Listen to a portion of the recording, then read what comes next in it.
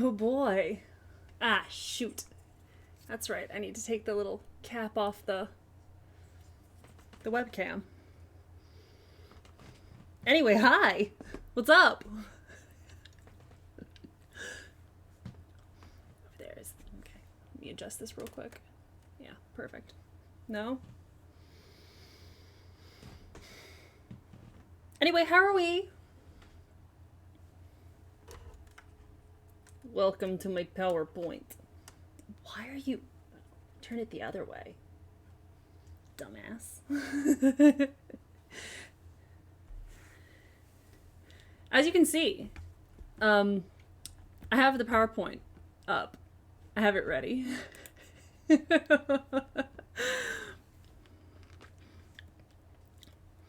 Yeah, it's still a little bit... Actually, I don't think it's damp. I think it's just cooler outside than normal. Which makes me think that my hair is still wet. Anyway.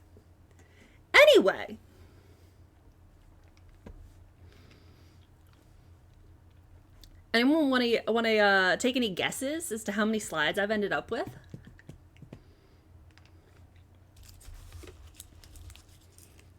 Just take a guess. Take a quick little guess. How many slides did I actually end up with? Yeah. Yeah. It's PowerPoint time.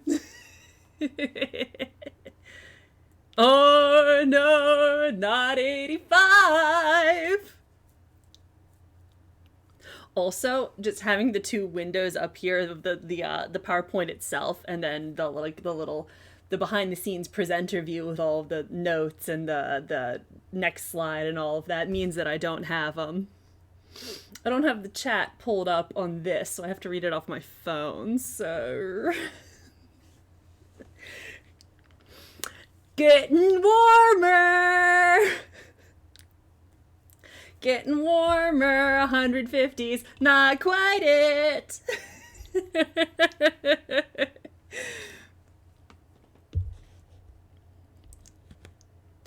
Oh boy.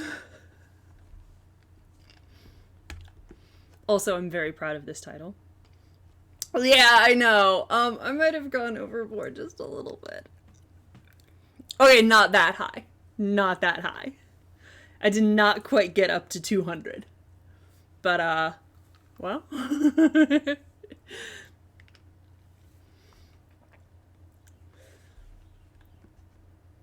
I kind of did. When it gets to a certain point in the presentation, I will in fact point out something that I spent way too much time on. Actually, it's very, very close. It's 176 slides. This is 176 slides of information about the various origins in the video game Dragon Age Origins. So... and some of them are just like iterations of each other so that we don't just all of a sudden get a huge block of text all at once, so. Also, I have a variety of drinks sitting here, and I have a bunch of cough drops because I'm anticipating having to talk a lot.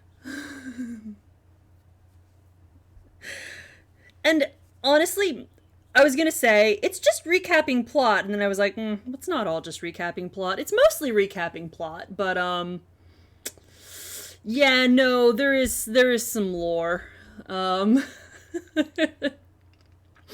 It's mostly plot. If that makes it any better. It makes you feel more comfortable. I don't have footnotes, for example, this time. But I did have a great revelation. I burst into my sister's room late last night. It was like, listen, you have to listen. I came up with another example of how the Chantry functions as an arm of Orlesian imperialism. Please listen to this.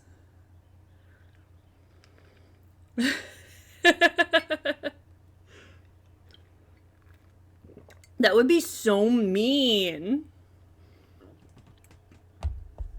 That would be cruel and unusual. Don't worry, you'll get there someday. Though not if you keep timing me out so I can't swear. You just gotta decide what you want more. Would you like to buy my silence? Or do you want to frustrate me by making it so that I can't swear? These are the questions you gotta ask yourself. Anyway, I'm gonna wait maybe like another 2 minutes before starting. Vermeer was funny though. I'm gonna wait maybe another 2 minutes, maybe another minute and a half, just to make sure that like the notifications have time to get out there in the world. Oh my god, I did too much. I really am just doing the most here, huh? This is... well, it sure is. Anyway, I just don't want to do any of the... oh, maybe I should mute my phone. While I'm here, why don't I just mute my phone so that I'm not getting horrible buzzing noises, horrible notifications throughout the entire thing. I think it would be good. Foresight this time. I'm learning. Anyway, I didn't want to do inventory management. And I think that I can't be blamed for that. The inventory management in Mass Effect 1 is atrocious, so... turn up the brightness a little bit there so I can see what's going on. Am I going to use this graphic on every single Origins PowerPoint? Yes. Guess what? It fucking slaps. So... it's just cool. I just think it's neat, you know? Yeah, it... listen, I didn't say I was a fast learner, just that I learned eventually. Experience is a dear school, but there are some that will learn at no other. You know, all of that good stuff. Anyway, it's been about 15 minutes since I hit go on the stream, so let's just get this show on the road. What's up, y'all? We're gonna talk about some Dragon Age today. Just because mostly, we've been through a lot of this game so far, and we only did one of the Origins, and so you only got to hear my opinions about one of the origin stories. And so I thought, you know what? I'm gonna subject you all to all of my opinions ever about everything. So here we go. This is Dragon Age Origins. The Origins. First of all, just a quick recap here. Just a quick recap. We're doing the Circle Mage origin, which starts off here, you know, at the Circle Tower. We're at Lake Calenhad, which is, you know, stuck between Orzammar, where we're about to be headed next, and the Banorn. And the Circle Tower is right up there at the northern tip. Right across Lake Calenhad. Down here is Redcliffe. So, you know, we had to go save Connor and all of that. And then we just sail right across the river to the Circle Tower. So, yeah. The Circle origin it's mostly the same. Because this is two origins smashed into one. Both the human mage and the elf mage basically have the same plot. It's mostly the same. Like, a human mage their family name is Amel, and an elf mage, their family name is Serana. I'm playing a Serana, but Amel is basically the same thing. There are a couple of like little extra comments about elves if you play the elf mage origin. Like, you don't really know anything about your family in that origin, outside of like there's like one dialogue tree that you get to pick some things from. Like, you get to pick basically where you're from. There's a fly in my face. You get to pick where you're from, and that's about it. You can choose to say that you're either from the Denerim alienage, which is gonna come up in the City Elf origin. You could say that you're from Lothering, which is where we picked up Liliana instead, and it's also where Hawk is from Dragon Age 2. Or you could say that you don't really have any memory of your family. In which case the person you're talking to will say, oh, like, yeah, the Templars must have picked you up pretty young. So anyway, the Amel family, on the other hand, comes up a bit more in Dragon Age 2, because Amel is... Yeah, the elf said there's a fly in my face. It's weird. Amel is Hawke's cousin. Hawke is the main character of Dragon Age 2, and if you play a human mage, you're Hawke's cousin. Which is wild, and there's just like... That's going to come up more. You get to hear more about the Amel family in Dragon Age 2. But there's a little bit of a codex entry. It's truly sad what happened to the Amels, isn't it? I still remember grandmother talking about the balls that Lord Aristide used to hold at their estate, and the uneven violin players and dancers from Afsana. No expense was spared, and no one would dare miss it, lest someone think they weren't worthy of an invitation. And then poor Revka had the child. Magical talent, running in one of Kirkwall's most prominent families. The Templars had considered Lord Aristide to be Viscount after Threnhold's arrest. Can you imagine the scandal had he been chosen? They whisked the child away to the Circle, and the Amels simply had no luck after that. Leandra ran off with the Ferelden mage, and then Damien was accused of smuggling. So yeah, Leandra is Hawke's mother. Ran off with the Ferelden mage. We're going to hear more about that. This is a letter written by Lady Amélie de Montfort, who is a friend of Leandra's. Anyway, this is not particularly relevant to Dragon Age 1. I just think it's neat. Because Dragon Age 2 is my favorite game. So, like, remember the Amels. We're going to circle back to them. Anyway, we all know the plot of the mage origin. You know, your friend Jowen needs help destroying his phylactery because he's going to be made tranquil, so he wants to escape, but he can't do that as long as they have his phylactery. So, Duncan comes in and recruits the warden at the last moment after you help Jowen, who did turn out to be a blood mage. Jowen then shows up again later. He's the mage who was hired to tutor Connor, but he was also hired by Loghain to poison Arleman, which is just so good. Hawke is not the dude with the crossbow. That's Varric, who is Hawke's bestie, and Varric is very cool. Hawke is a beefy... Well, okay. I was going to say punch mage, but Hawke doesn't have to be a mage, but Hawke is going to be a mage when I play him, so... Anyway,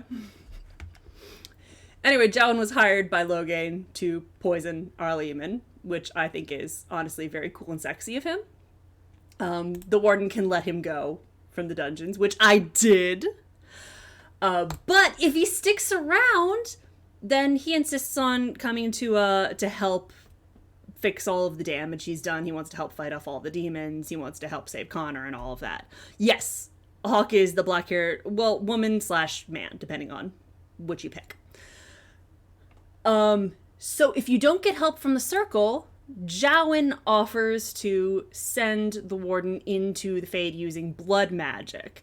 But in order to do that, he has to kill someone, which is Isolde. But anyway, if that happens, then when Arleman wakes up, he ends up calling for the Templars. And then in that case, Jowen either gets executed or made tranquil. And I'm not about to let that happen. So I let him go right away. It would be nice if Jowen could stick around and help me for this, but I'm not about to do that. It's not happening. Because Jowen is my friend.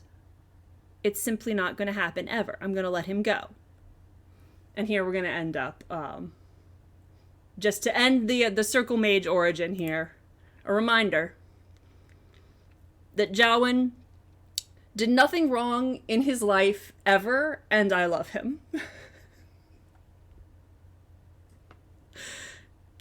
Get that memorized. Anyway, this is the thing that I spent way too much time on today. Yeah, Jowen is the headless guy. He has the little glitch there at the beginning of the game where he doesn't have a head. But anyway, I made this, and I'm probably gonna make it like my phone wallpaper or something, because in this house we love Jowen. We love Jowen. All my homies love Jowen. And I was wondering about how I was going to structure this PowerPoint, and I decided in the end that I don't play favorites with the origins. But if I did, this would be the order I would place them in, from least favorite to most favorite. Taking the Circle Mage out of the running here, because I'm just going to go over that at the very beginning, because that's what we're doing. At this point on, I don't play favorites, But if I did, this would be my least favorite. Anyway. For all that I love the Dalish in Dragon Age, the origin's okay. It doesn't give me a whole lot to sink my teeth into, which is why I'm just going to knock this one out of the way quickly at the beginning. We're going to start off with another quick little wall of text here. In time, the human empires will crumble. We have seen it happen countless times. Until then, we wait. We keep to the wild borderlands. We raise Hala and build Aravels and present a moving target to the humans around us. We try to keep hold of the old ways, to relearn what was forgotten. We call to the ancient gods, although they do not answer and have not heard us since before the fall of Arlathan, so that one day they might remember us. We gather every 10 years for the Arlathaven to retell the ancient stories and keep them alive. For when the human kingdoms are gone, we must be ready to teach the others what it means to be elves. From Girashel, the keeper of the Ralifarian clan of the Dalish Elves. So, that's what the Dalish are about.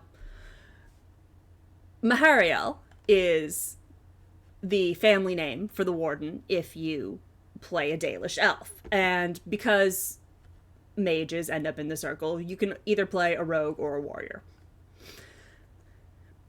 Rogue is the one that I always play. Anyway, you're part of Clan Sabre, which is, it's not really relevant except for the fact that, like, this will also come up again later.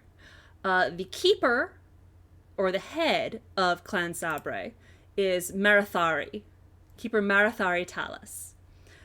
She took over after the clan got attacked recently by Avar, and they killed a whole bunch of people, including the previous keeper and their second.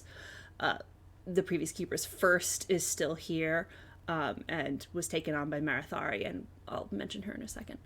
But there are a couple of other people. I'm just going to throw some names out there so that they're around in your head when they come up again. Dragon Age 2! Anyway, there's Master Island, who is the clan's craftsman. There's Haran Paival, who is the storyteller for this clan. There's Paul, who is a sweet baby. He was a city elf. He lived in the Denrim alienage, but he escaped after he was caught stealing, and they were going to hang him. And then we have Meryl, who was the first for the previous keeper and is now Keeper Marathari's first. Basically like her apprentice, and she's going to take over. We all love Meryl. We all know Meryl.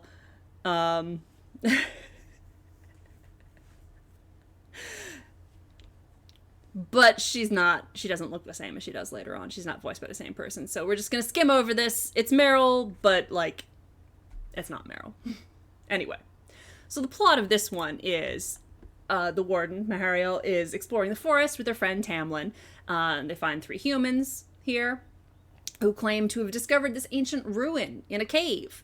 And so the two of you go to investigate what's in here. You find a mirror that unleashes some kind of magic that knocks you out, which is wild. And then you're rescued by Duncan and wake up 2 days later. You've had this strange fever for 2 days after this weird mirror knocks you out. And then Duncan found you there and brought you back. But Tamlin's not there. So immediately after waking up, yeah, the dread wolf. So after waking up, first thing you do is run back out there to go look for Tamlin, because he didn't come back. You don't find Tamlin, but Duncan shows up again and is like, hey, this mirror is somehow, like, transmitting the Darkspawn taint. That's what knocked you out previously. That was what some of the weird magic was. And then he reveals that Mahariel is infected, and it will kill them unless they go through the joining and become a Grey Warden. Which is not ideal. It's not great.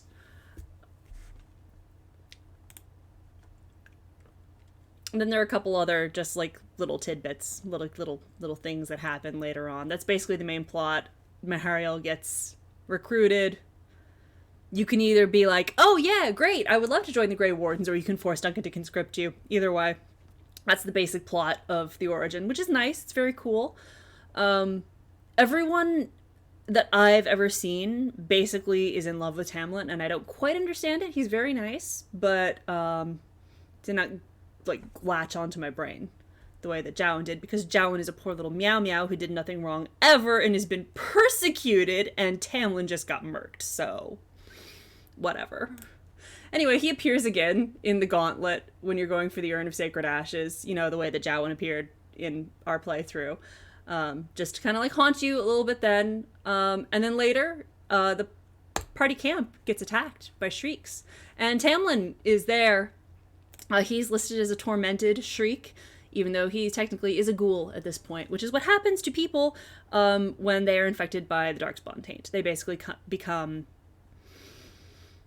weird, disformed, tainted creatures, ghouls. It eventually kills them. It's not pleasant.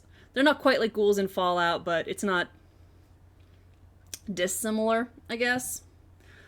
And then the last little thing is that the mirror that you find is called an alluvion. It is an ancient elven artifact. This will also come up later. So just keep that in mind. Why do I not have a map on here? This was supposed to have a map on it. Yeah, they're nuclear. In case that wasn't obvious, yeah, because they cause your hair to fall out and they mutate you and all of that. Yeah, it's definitely nuclear in some way. Anyway, this was supposed to have a map on it, pointing to Orzammar. But if you remember from the mage origin, Orzammar is just like off to the west of Lake Calenhad. We're gonna head there next in the game. It's gonna be fun. But anyway, Broska is the dwarf commoner origin. Again, you can only play a rogue or a warrior, because dwarves can't be mages, which is interesting. I didn't know that the first time I played this game. I was like, I'm gonna be a dwarf, and what if I'm also a mage? I can't be a mage. I wonder why. I still wonder why. It's, there's lore reasons for that. They haven't fully explained it. It's weird. Anyway. Oh, I wish I knew. I wish I knew why dwarves can't be mages. This is one of the great mysteries of Dragon Age. They haven't told us yet. There's been some speculation that it has something to do with Lyria maybe, but it also has weird things to do, I think, with the origins of the dwarves, which we also don't know about. That's going to come up a little bit in Dragon Age Inquisition, so don't worry, I will go off on that when we get there. Anyway, I just think it's going to be important that dwarves can't be mages. I think it's going to be important that dwarves have no connection to the Fade. This is definitely going to come back to bite us in the butt later, and this is why you absolutely should not skip playing the Descent. All right, soapbox moment over. It's gonna be wild. I just know it. Anyway, yeah, it's definitely because of the beard. So anyway, dwarf commoners. The little codex entry for them is a little just clip of it here. He tells me what them cloudheads think of us dwarves down here. It isn't even just the humans. There's surface dwarves who are born and bred up in the sun who think the same things, don't know any different. He says they say dwarves are smiths, proud, noble warriors who like nothing better than to mine a vein of ore or forge a decent sword. Had us a good laugh, we did. What would them humans think if they came to Dust Town and saw how the rest of us really lived? The ones that are casteless. The ones who aren't even considered worthy of being servants in the homes of the wealthy, or pure enough to work the forges in the shapewrit. The nobles make sure we casteless get tattooed so they know who we are when they see us. That way they know who to spit on, right? So this is the first of my little, like, lore dumps here, because I was like, okay, we're gonna go over the dwarf commoner origin, but wait, back up, I gotta explain how dwarven society is structured. So, the dwarves have a caste system. So, extreme social stratification here. Rigidly defined categories. At the top of the stack here, you have the nobles, including, like, the king, queen, whatever, all of the deshers in the assembly, all of that. They're all the nobles, they live up in the Diamond Quarter, fancy, rich knobs. Then you have all the ones in the middle. You have the warriors, smiths, artisans, miners, and merchants. And then at the bottom of the stack, you have servants. Except... Thank you. Except that below servants, there's another category, which are the casteless. They don't even get a category. They are the lowest of the low. They are social outcasts. They are believed to be the descendants of criminals who were abandoned by the ancestors, and they have no place in society. They live in Dust Town. They get branded at birth, or soon after. Basically, they get this tattoo on their face so that everyone can tell that they're casteless. They're not allowed to do any work that's done by another caste. So basically, they're just beggars. They're street sweepers, cleaners, or they are thugs for the Carta, which is the organized crime syndicate in Orzammar. And who also, work with the surface and all of that. Surface dwarves are casteless by default. They're not part of the society of Orzammar, so they don't get a caste. Both the ones that are born on the surface and ones that are banished to the surface. Doesn't matter. If you're on the surface, you're casteless. It doesn't particularly affect them as much just because they're on the surface and they have other opportunities out there. But if you're stuck in Orzammar, it sucks. The exception, of course, is Grey Wardens. Grey Wardens are allowed to go to the surface without losing their caste because the dwarves take Darkspawn very, very seriously. In between blights, obviously in a blight, the Darkspawn come out, they rampage across the land, they're everyone's problem. In between blights, they retreat underground, where the dwarves live. Basically, the blight never ends. That I'm not sure about. I don't know if you get branded when you get your caste stripped from you, just because we don't see it happen that much. I don't think so, just based on the one or two times you see it in the game. But certainly if you're born into it, yeah. But anyway, the Grey Wardens are very well respected in Orzammar because, in a blight, all the Darkspawn surge to the surface, and honestly, it's kind of like a vacation almost. Well, not a vacation, it's a reprieve for the dwarves underground because suddenly there are less Darkspawn. They're up bothering everyone on the surface. In between the blights, though, the majority of the time, the dwarves are locked in a never-ending war with the Darkspawn. They have lost so much territory. They used to have a huge empire spanning across almost all of Thedas. That's what the Deep Roads are. But after the Darkspawn surfaced, they lost more and more ground, and now they're holed up in one or two places, the biggest of which, of course, is Orzammar.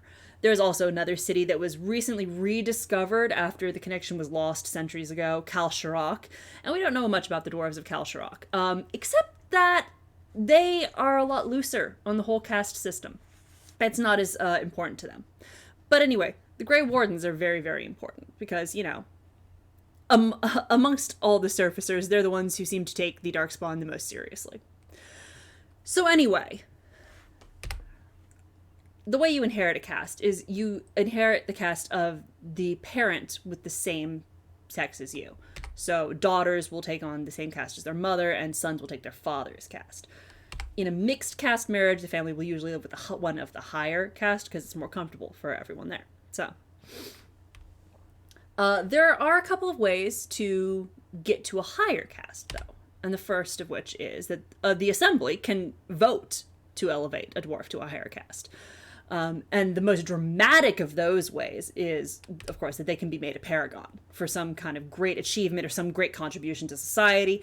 Paragons are essentially living ancestors, as far as the dwarves are concerned. Dwarves revere ancestors and all of that, and the stone. And as far as they're concerned, a paragon, if you're named a paragon, you've already achieved that level of respect, even while you're still alive. And it can be for a variety of different reasons, for achievements against the Darkspawn. I believe one was made a paragon when they discovered that nugs were edible. Yes. In fact, marrying someone of another caste is very important because other than being appointed to another caste, The most common way to do that is noble hunting, which is like with the official term for it. Noble hunting. In the game, at least, it's shown that they're usually women, though I don't suppose there's anything stopping a guy from being a noble hunter. But essentially, noble hunting is like if the concept of gold diggers were like a widely accepted, legitimate profession that everyone recognized and low-key respected. It's a full-time job. Noble hunters are usually casteless because they're the ones who have the most, like, motivation. They have the most incentive. And usually they get a patron of some kind who will help pay for things like singing, dancing lessons, various other kinds of arts to make them more appealing. And the attraction, of course, for a noble, like what they get out of it, is the dwarven birth rate is not very high. And so it's like a socially acceptable way to get more kids. I don't think that a lot of nobles' wives particularly love it, but it's basically, it's a fairly respectable role. So anyway, you start, as if you're a dwarf commoner, Broska. You start in Dusttown. Broska and their sister are casteless. Rika is a noble hunter. She's doing her best to catch someone's eye there. She wants to get a powerful and rich noble to pay attention to her, to fall in love with her, and to have a child with that noble. Specifically a son.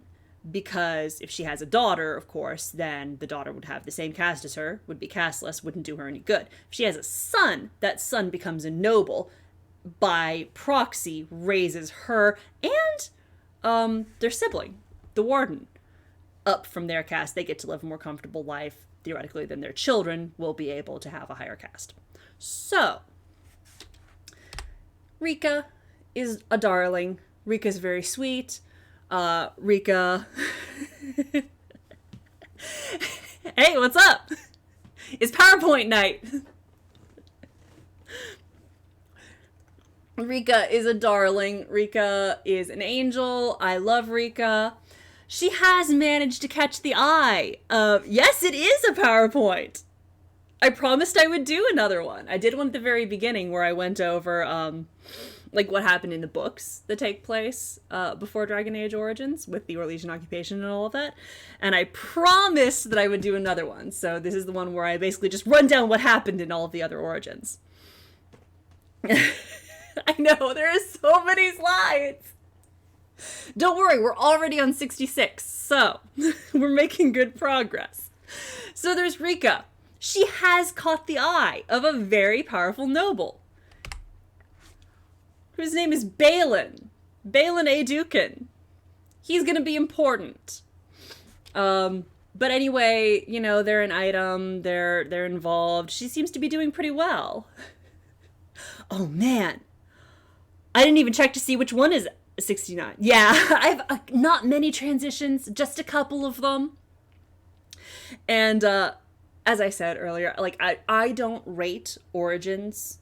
I don't have favorites. But if I did, these would be in order from least to most favorite. So I already went over what happened in the Circle Origin, just because we've already done that. And then I went over the De La Shelf Origin, because it's very nice, but the plot is not particularly complex. It's just very straightforward. It's nice, but, like, I'm not obsessed with it. Anyway, and then you have this. So she's caught the eye of Balin. Broska, the warden, is working for the Carta. Working for Barat, this guy named Barat, doing, like, just real nasty jobs. Like, it's not a lot of fun. Broska's partner is named Lesky. They work together. They're bros. Oh, this is 69! This one is 69? With Lesky. Really? Okay, alright. Well, I could have picked a better one. Oh, yeah. It's gonna need to be 420. Also, I do regret to inform you that you did miss my wonderful flower crown edit of Jowen. I did do that. Anyway, so you're working for the Carta, you work with Lesky as your partner. You have a couple of jobs to do in this origin. First one is you get sent to kill a lyrium smuggler who double-crossed Barat. He's not happy about it. You did! I'm sorry!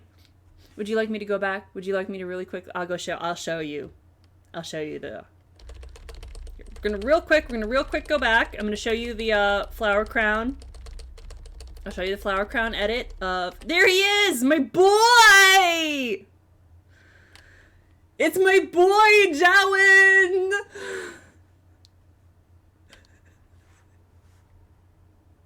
Anyway, he's very important to me, and I love him, and he's done nothing wrong in his life ever. And it's very important to me that everyone knows this. So.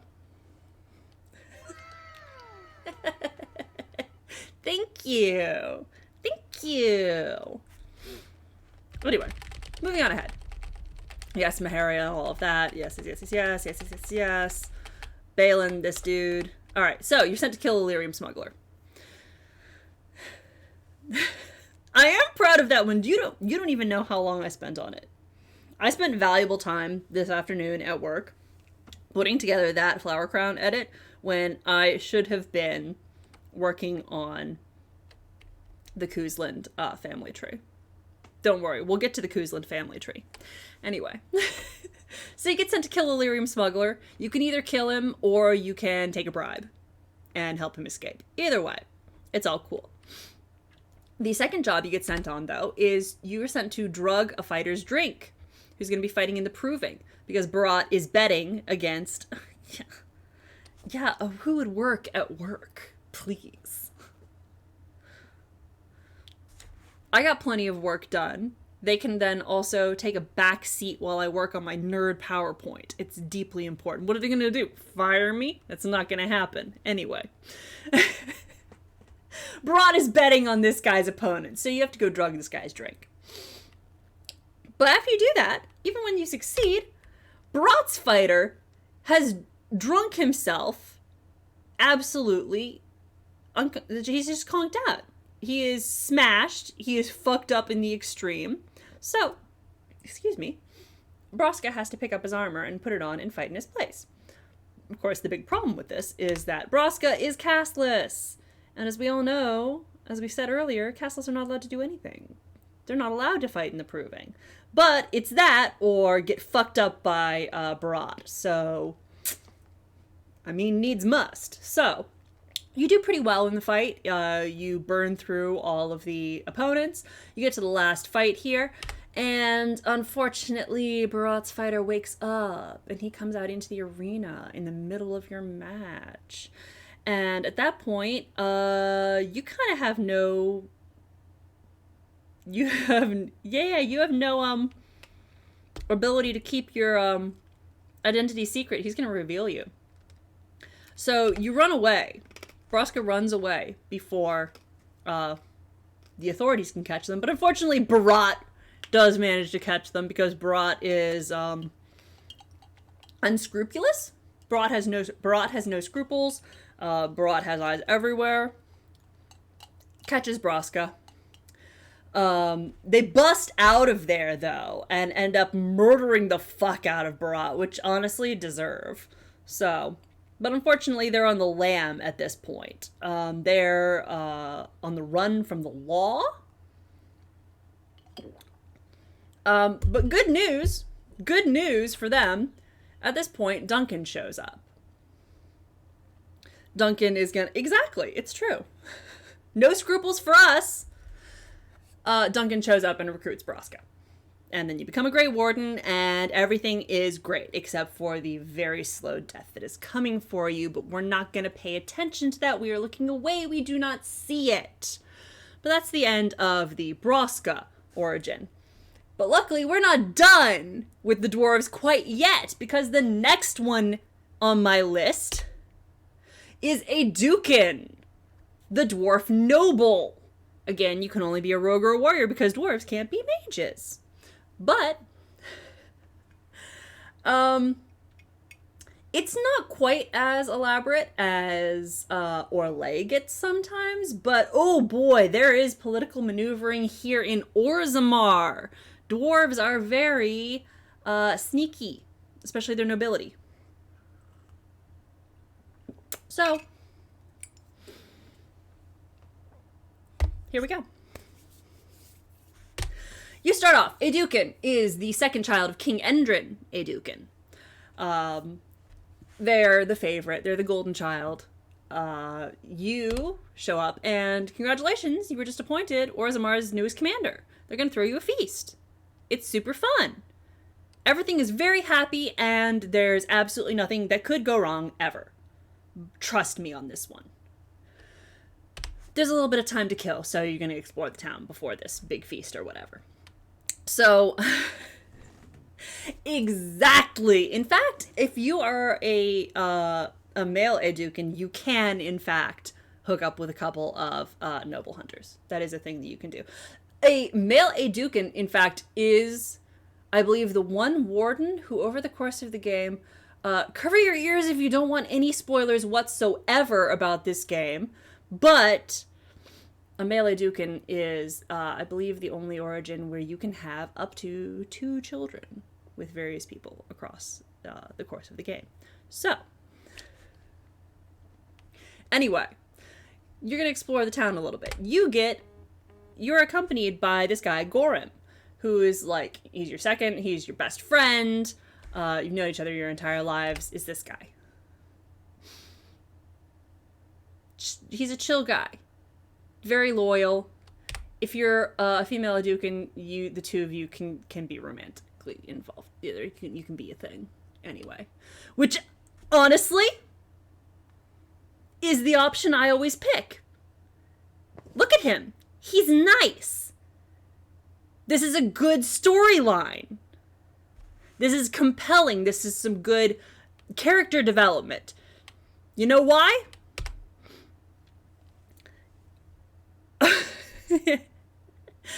Oh, there's a fealty. They are inherently sexy. There's just something very, very hot about, swearing undying loyalty to someone. And, like, swearing to follow them. And to, like, I can't describe. If you know, you know. I'm just saying. Anyway.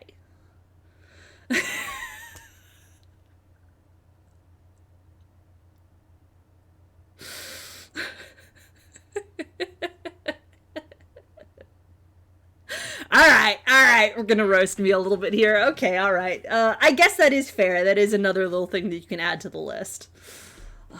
Anyway. This does happen. I'm just saying this is part of what's so appealing about my particular favorite. As I said in the previous PowerPoint, what's so good about the best OTP is an OT3. I'm just saying. Merrick had 2 hands. Rowan is there, obviously, but Loghain also. Merrick had 2 hands. Anyway. Moving on. So there are some things that you can do. You can explore the palace. Cones of Dunshire. I've never heard of that. Wait, is that a note? Is that something I should know about? Anyway. I'm losing my train of thought. Gotta get back on track here. Anyway, you get to explore the palace. These are the things you get to do. After Gorham gets introduced, you get to poke around the palace a little bit. There's some loot. There are some nooks to poke into. There you can... Oh, I see.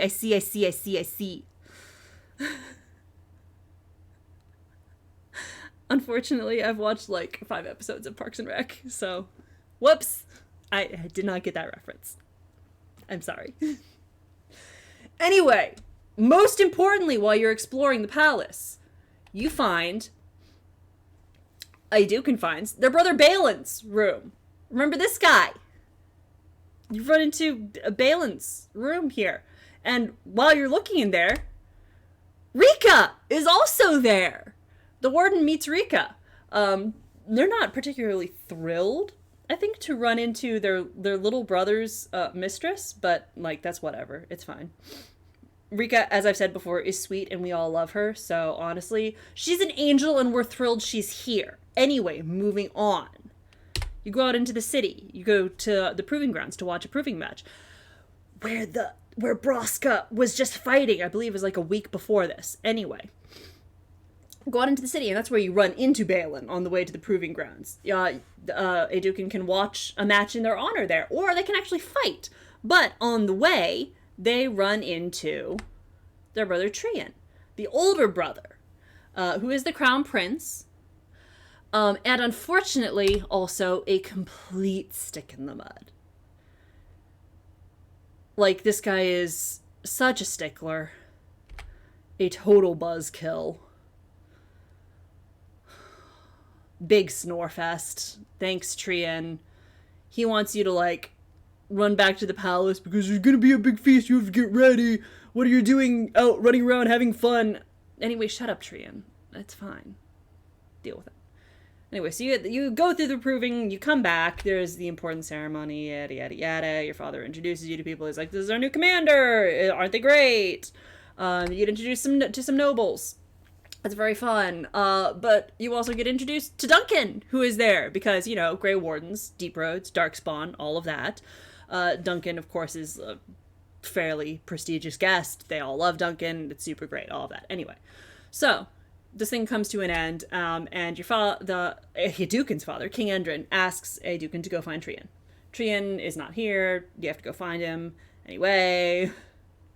But on the way out, this is where things start to get a little bit more interesting. On the way out, Balin stops Aeducan, and he tells him that Trian is plotting to kill them. Here's where the intrigue starts a little bit. And you're like, Aeducan's like, why? Why is Trian gonna kill me? Like, he's really boring, but, like, why does he want me dead? And Balin's like, well, it's because he's not very likable. He's not very easy to get along with. And the assembly likes Aeducan, likes the warden better than Trian over here. And Trian is kind of worried that, like, he's not a shoo-in for the crown, and he's going to get passed over. And Aeducan, who's this popular new commander, is going to take his place. And so Balin's like, he's going to try and kill you. So, like, watch out. You can either... Balin's the younger brother, the one who has the castless mistress, and Trian is the boring older brother. So you can either be like, that's awful, I have to do something about this, or you can be like, Trian's not gonna do that, he's not gonna kill me, and you can either, like, believe Balin or not, basically. But at that point, then you get sent out into the Deep Roads as part of this expedition. You get given a secret special task, though, by King Endrin, your father, is that you go to Aeducan Tig to find the shield of Aeducan. It's all stuff related to your family. That's why this name keeps coming back up over and over and over again. Anyway, you go to do that. There's a lot of fighting. You go through the Deep Roads. And then Aeducan meets Trian at one of the crossroads there. You come across him. If Aeducan listened to Balin and believed him, Trian immediately attacks. Trian also believes that Aeducan is going to kill them, and immediately just like, all right, well, fine, it's not going to happen. If Aeducan didn't listen to Balin and didn't believe that Trian was going to kill them, Trian is already dead. You come there, and your older brother has already been murdered. Like, he's dead. And so you're standing there being like, what happened here? And then Balin shows up, bringing your father, King Endrin, just in time to see Aeducan standing there next to Trian, who is dead. And it's like, oh my god! He killed Trian. Or she killed Trian. They killed Trian. Whoever it is. And the scouts who came with Aeducan claim that they were ordered to attack him, no matter what actually happened, even if he was already dead when you got there. The scouts are like, oh yeah, Yeah, we killed him. They ordered us to attack. Definitely. And so King Endrin, of course, is distraught. His favorite child has now killed his oldest and his heir. And Aeducan is brought back to Orzammar for trial. He did. It's miserable. So you get there, and Gorham comes to the dungeon later on to tell what's happened. And both he and you have been stripped of your casts and are wiped from the memories, which are like the records of what happened, like the histories that are kept in Orzammar. All mention of you has been wiped from the memories, and you have both been stripped of your cast. These got swapped. Okay, wonderful. Cool. Anyway, Gorham has been exiled to the surface. This is what happens with 176 slides. One or two of them are going to be out of place. Anyway, Gorham's been exiled to the surface, which is very sad. And in the meantime, Aeducan's been exiled to the deep roads. With, like, no weapons or armor. You're just going to get tossed out into the deep roads to get eaten by Darkspawn. This is very bad for you. But when Gorham comes down there, he says, basically, Duncan and his Grey Wardens are still nearby. If you can find them, then you can join up with them and become a Grey Warden and not die in the deep roads. And while you're there also, this other noble, Harrimont, comes to visit you, who is a friend of your father's, and at that point you can convince him that you're innocent, and he'll send you off with a sword as well, because he believes you.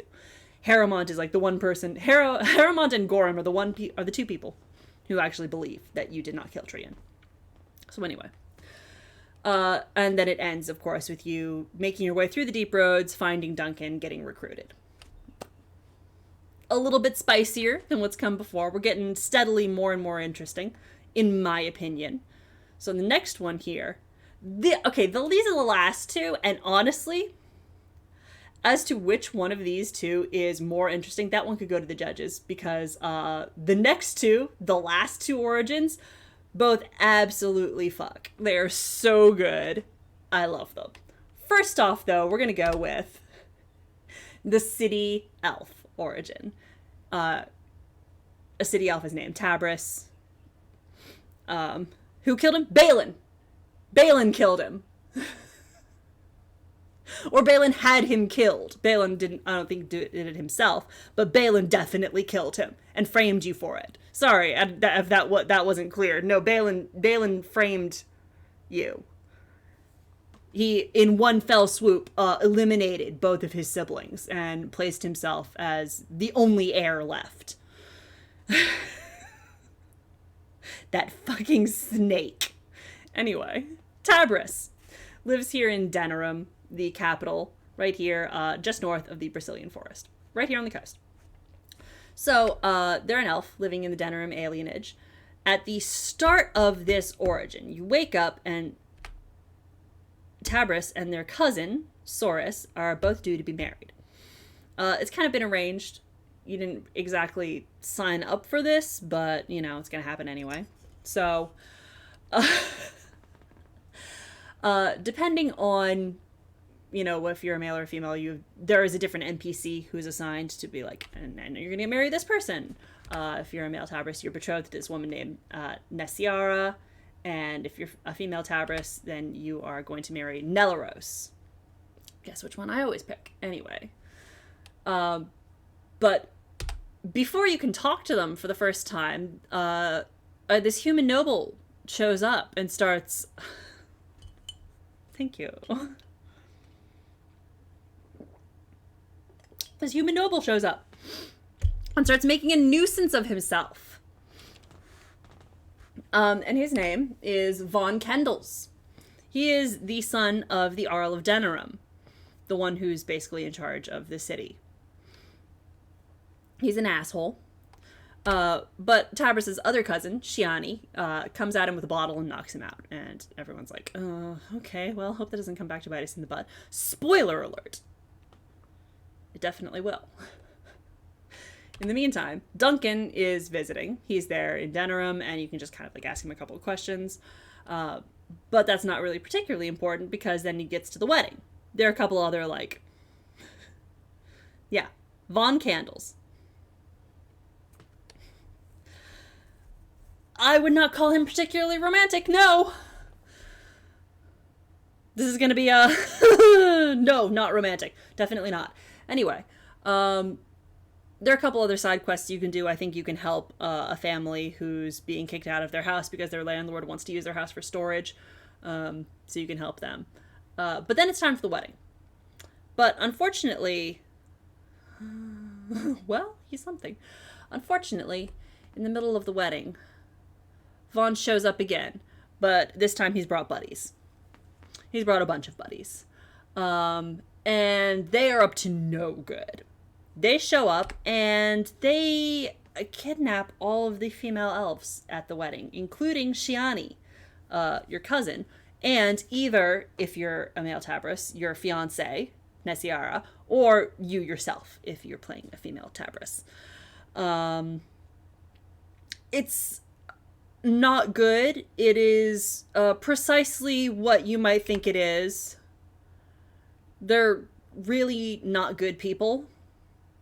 So, if you're playing a guy, you go with your cousin, Saurus, to go break into the estate and rescue everyone there. If you're playing the female Tabris, then you wake up in the estate itself, locked up with all of the other the other women who have been abducted. The guards come in and they're gonna take them all out to go to Vaughn, and one of the bridesmaids kicks up a fuss and they just fucking kill her. It's really not great.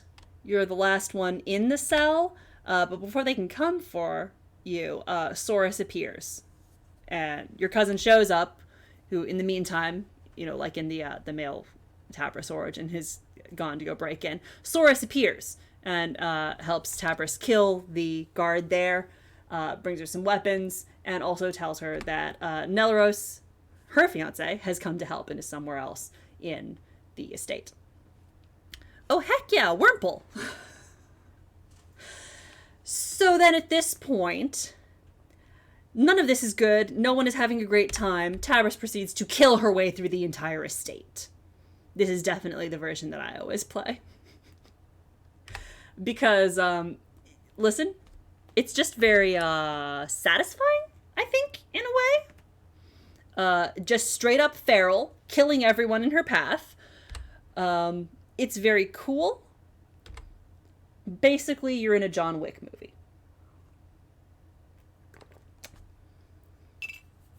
Unfortunately, though, by the time Tabris finds Neleros, their fiancé, he's been killed. This guy.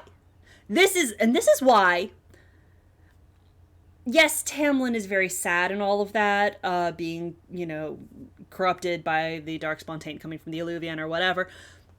This, to me, is so much more tragic. This guy's known you for less than a day. This is this arranged marriage. But he shows up, something bad has happened, he immediately,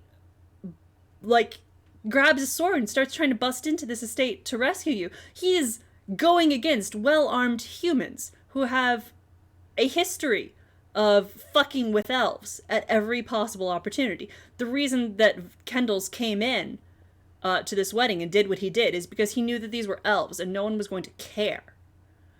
Neleros just picks up a sword and decides to come in and fight to rescue you and the others after having known you for less than a day. And he gets fucking killed. This is, in my opinion, horrible. This is horrible. This is so sad. Anyway, you can imagine this doesn't help Tabris' state of mind. You can poison a bunch of guards. It's very, very cool. They mistake you for a servant, and you're like, yeah, definitely a servant, because that's what us elves are, And then you fucking poison them! And honestly, deserve! So anyway, at this point, the two merge, whether you're male or female Tabris. The root merges at this point, and you just kill your way all the way through the estate, all the way to find Vaughn, who has Shiani there with him, your cousin. Unclear what happened to all the others. I think they may be dead. It's not great. You get there, Shiani is still alive, not having a great time. Vaughn tries to bribe Tabris. I believe with a whole 40 gold sovereigns, which is a lot, honestly, but like, you can take that bribe. It is possible to do that. Absolutely fucking not. You murder his ass. If you are, you know, like, here to have a good time, at least. If you're here to absolutely be feral, like I am. You straight up murder him. You've killed almost everyone in this building. It's very cool. Then you get out, and of course, there are going to be consequences for this. They're going to come down on you like a ton of bricks. You can, in fact, throw Saurus under the bus with you and say, oh yeah, he was definitely helping me. In which case, he will be executed. If you say nothing and you try to hide, another elf in the alienage will rat you out. Which is, I mean, honestly, what were they going to do, though? They don't have a lot of security. So, honestly, I can't particularly blame them. But, anyway, trying to hide is not gonna work. But you can also choose to take full responsibility, in which case Saurus is gonna live, which I think is very cool. But either way, the humans are definitely going to kill you for this. You are going to be executed. And at this point, Duncan shows up and is like, absolutely not. It's not going to happen. I'm going to conscript them. They're going to be a Grey Warden. So that's your out for this. You've gotten Shiani out, though. And this leads you to what is possibly one of my favorite lines in all of Dragon Age Origins. It is so good. You get out of there, you're being recruited, and Shiani's there and is like, she asks you, did you kill them? And there are a couple of options that you can pick here, but the most satisfying one, of course, is, like dogs, Shiani. Yeah, I fucking killed them.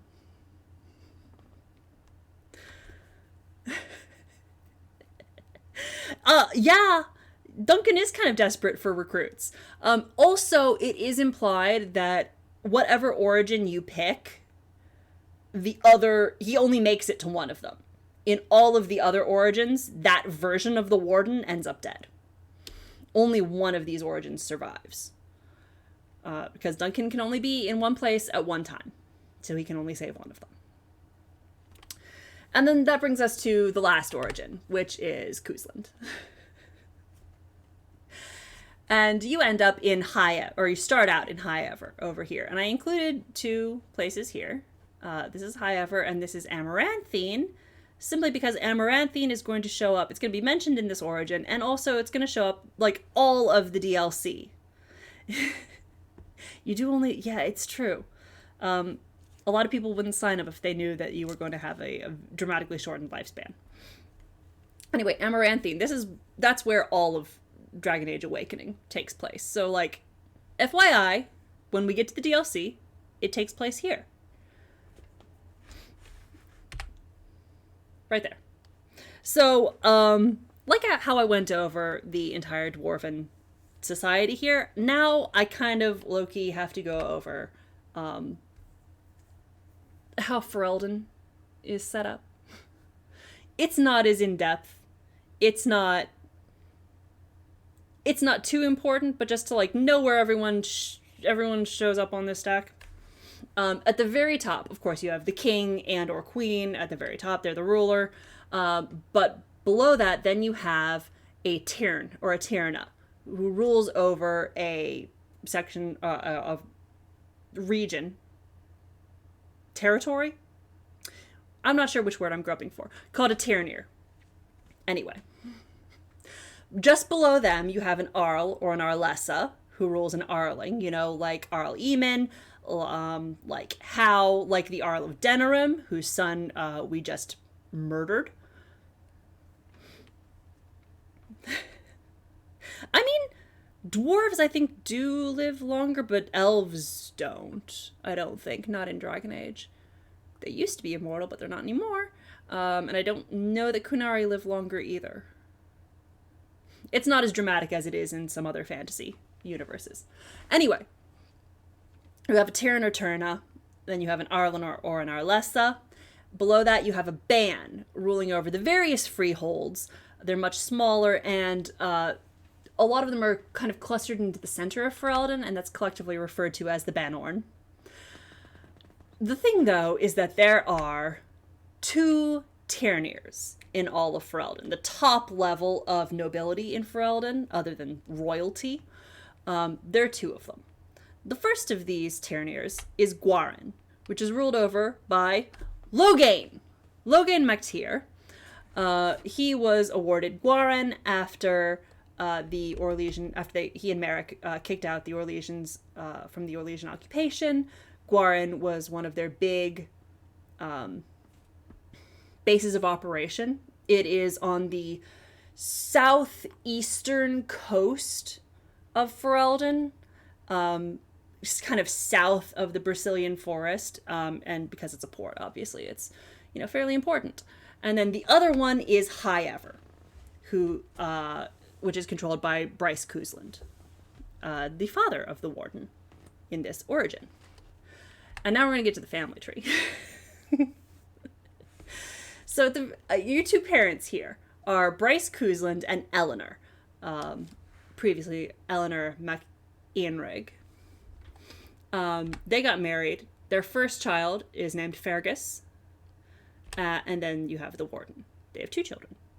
Fergus marries Oriana, who was the daughter of a fairly rich Antivan merchant.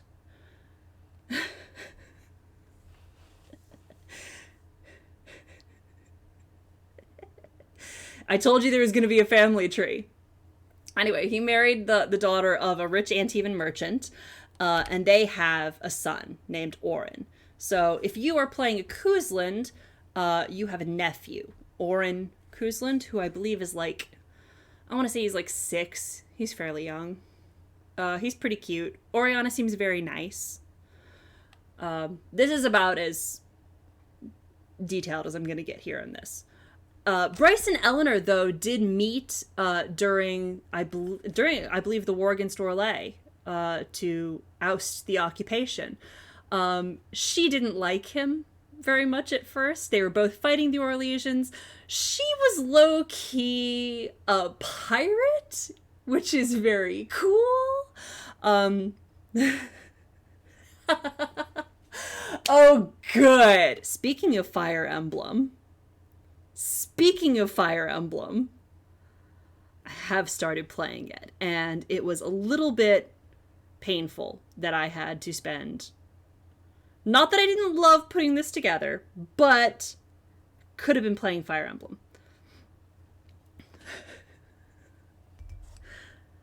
I'm gonna put a pause on this presentation for a moment. I got Awakening because I'm trying to get a whole bunch of 3DS games before the shop closes. I got 3 Houses, back when I first got my Switch, and I bounced off it hard. I did not like the battle system. I am not a strategic person. I didn't like it at all. So I kind of abandoned it. But then this past weekend, I think it was, I got Awakening, and I started playing it, and I don't know if it's different or if I'm just in a different place myself, but I'm liking it a lot better. Also, it does help that I started playing it, and I got introduced to Crom, and I was like, wait, what? Matt Mercer? Fancy meeting you here! I was just watching Critical Role! And then I found out that my wife, Laura Bailey, is also in it, and apparently a bunch of the others are also in it. Sam and Liam are in the game as well, and maybe Travis. So I'm like, alright, well. I don't know if this game is gonna let me marry Crom, but by God, I'm gonna try. Boy, they had to go and make him real pretty, didn't they? I am weak, I gotta admit. I do love him. Anyway, I did pick a female character. Look at me. Do I look like a guy who plays male characters? No, I don't. This is a lie. I do sometimes. I'm gonna drink more tea. It's possible. I'm gonna marry that boy.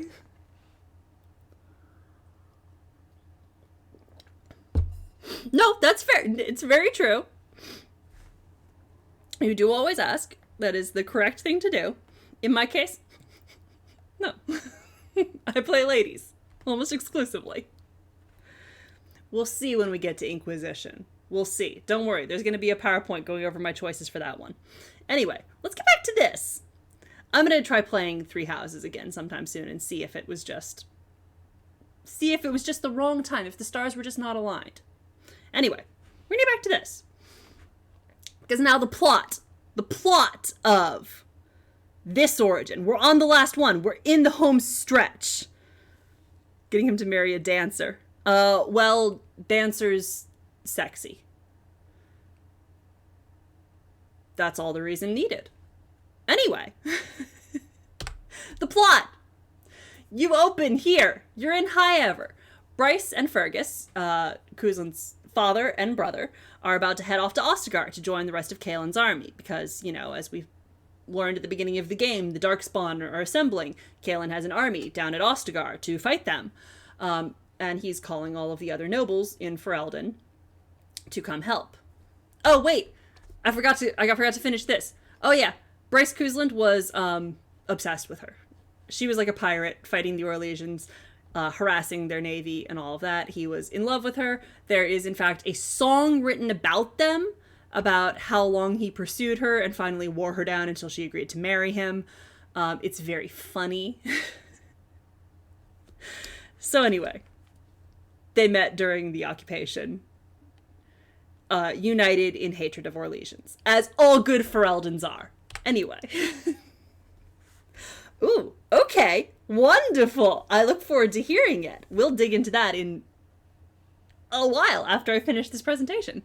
So, they're about to head to Ostagar. They're going to join the rest of Kaelin's army. They're going to meet up with Arl Rendon Howe, who rules Amaranthine, that other place that I pointed out on the map. They're close nearby. He's going to go with them, but, you know, he's waiting for the rest of his men to catch up with them. Kuzland, the warden, is introduced to Duncan at this point. Duncan is, of course, going around. He is advising Kaelin's army and Kaelin himself about the Darkspawn and all of that, and looking for recruits. Duncan kind of suggests that Kuzland would be a good warden, but, like, obviously he doesn't expect one of the prominent nobles of Ferelden to be like, yes, absolutely, recruit my child into your weird, secretive organization. And so, yeah, of course, your dad also is like, no, thank you for the compliment, but I don't think they're going to be allowed to do that. Thank you. Thank you for your service. But anyway, Fergus is going to head off early. He's going to be like, all right, well, I'm going to take our guys. You can stick around with Arl Howe here. Wait for his dudes, catch up with us down at Ostagar. Fergus heads off early. You have a few more errands to run in this castle. You meet Sir Gilmore, who is a knight there in High Ever. Follows you around. He's very nice. He's sweet. There are a couple things that you need to do in the castle. You have to go fetch your Mabari, because you get a Mabari to start off with in this origin. So you have to go get your dog from the kitchen where they're terrorizing the cook, and then the cook asks you to kill some rats, and it's very funny because I think they do lampshade the fact that this is like the stereotypical first mission in an RPG. So that's fun. So you finish all of that up. I think there are a couple other visiting nobles who are just like, oh, well, you know, we might look into marriage between our families in the future. And you can either attempt to seduce their child or not, and it's very fun. But either way, it kind of winds down, still waiting for everything to catch up. Arl Howe's men do arrive later, but they immediately turn on the Kuzlins. They attack, and they take control of the castle. Kuzlin gets woken up by battle in the castle. Things are on fire. There are soldiers going around everywhere. Your dog is barking up a storm, which is the thing that wakes you up. Eleanor comes in, kills a bunch of the soldiers who have burst in to kill you in your pajamas. and bring some armor and weapons and all of that. They bust out to figure out what's going on. They cross the hall and they find that Howe's men have killed both Oriana and your tiny little nephew, Orin. Which is not great. You meet up with Sir Gilmore in the middle of all the fighting. I think you can go to the armory at one point and like get your family sword and all of that, which is one of those weapons throughout the rest of the game that it's like, yeah, I could pick a better weapon, but like this is the Kuzland sword. Yeah, no orphan on that one. Well, Orin's not an orphan, but wait. Don't worry. You meet up with Sir Gilmore, but he stays behind at a certain point to hold off the majority of housemen in the Great Hall while you go to find your father. And it is sad to say that I do not believe Gilmore makes it. I don't think Gilmore makes it out of this one, lads. There's a mod for that, though. Someone has modded in Gilmore where he escapes, and I think you meet up with him again in Lothering, and you can recruit him to the party. And that's very nice. It's cool, but by default in the game, no, he did. It's very sad. It was very heroic of him. So anyway, your mother, Eleanor, and Kuzland, the warden, find Bryce in the pantry, and he is very badly hurt. He is dying. He's not going to make it. He can't be moved out of here. So Duncan finds the three of them there and is like, all right, well, I can recruit your child here to the wardens and take them away with me.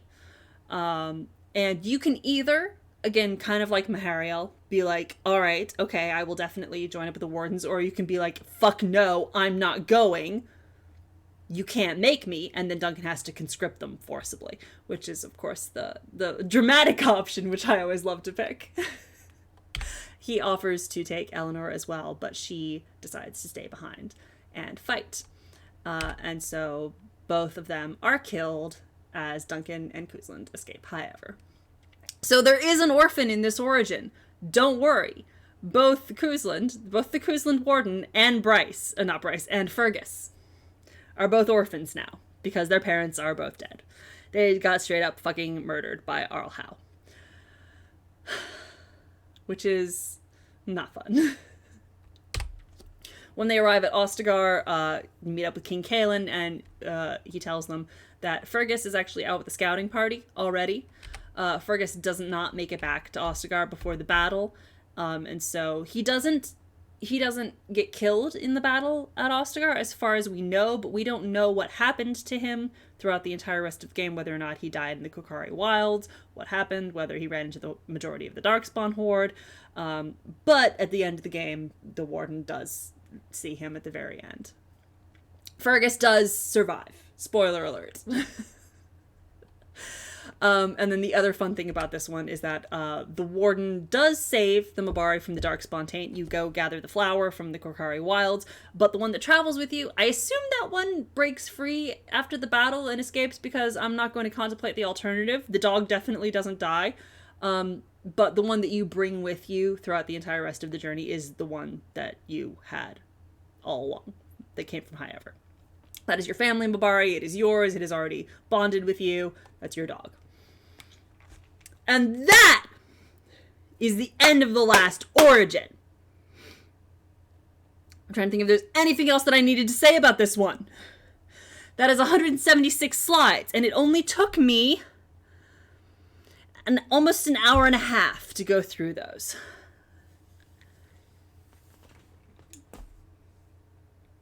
That was not bad. Ugh. That could have been worse. It was marginally more pulled together than the last one. It is 8 o'clock now. All right.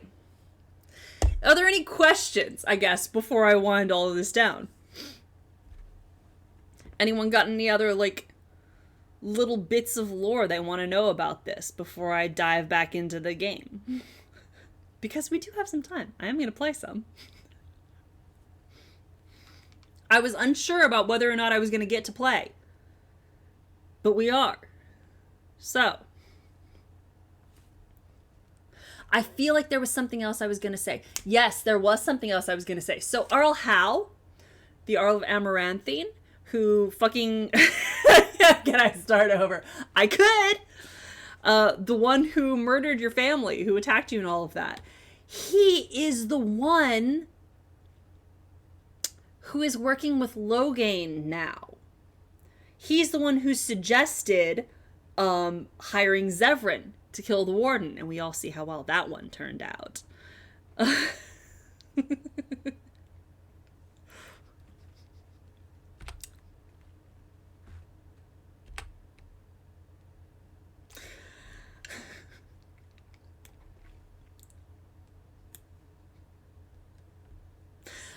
You know what I'll do?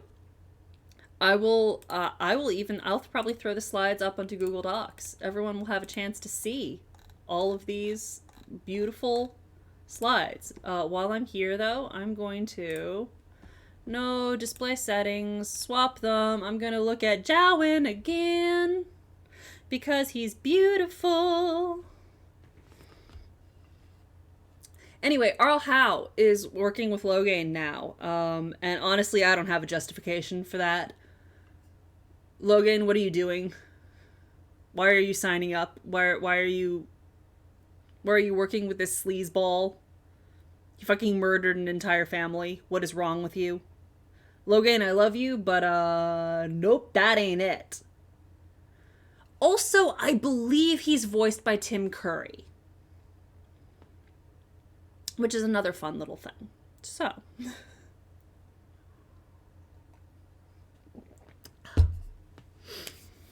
Alright, that being said, that's all I've got. I love Jowen. I'm so proud of this.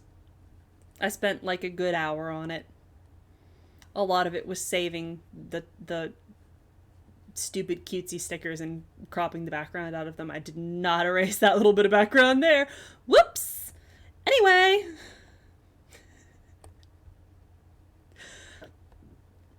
Shame on you. Gotta eat. Anyway, how about some Dragon Age? How do we feel about playing some Dragon Age at this point? Some actual videoed games? Would that be good? Would that be nice? Would that be good for us?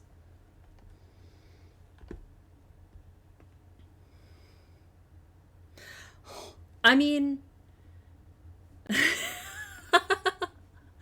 if we insist, if we have to play some video games.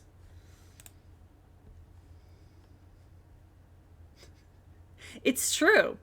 That generally is what one does in a stream, so... Usually people are here to play video games.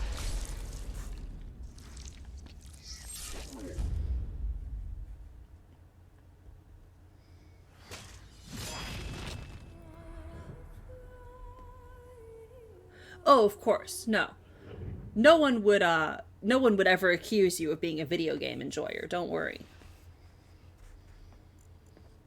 We know it is only under duress that you can ever be prevailed upon to play video games. I understand.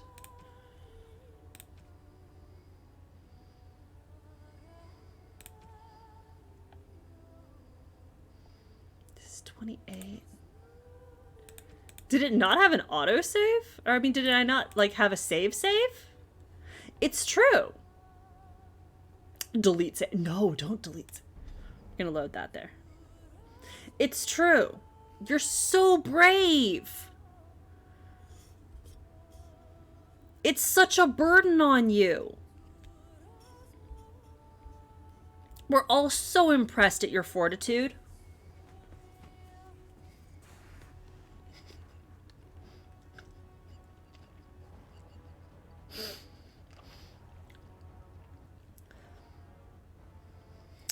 Neither do I.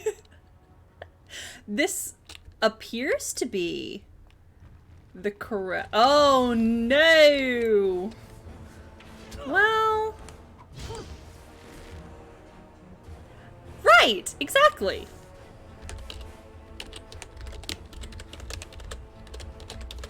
Well, I don't know that I actually managed to get out. Well, we did manage to get all the way through the gauntlet and get the ashes, so that is the important bit. Of the Maker as Andraste was burning, and this is why he chose to end her suffering. I bet there's an inscription. I died a long time ago, like every other puny flesh creature. Well, it does appear that it did not get that far. Nah! Zephyrin, you spoke too late. I walked straight into it. Hey, don't cast magic at me. That's not nice. Magic is my— Hey, no, absolutely not. Stop that. Don't do that. Alright, well, we're gonna have to make our way back to— Stop shooting me! Excellent! Oh my god! Stop stabbing me! Being mean is not nice. Right.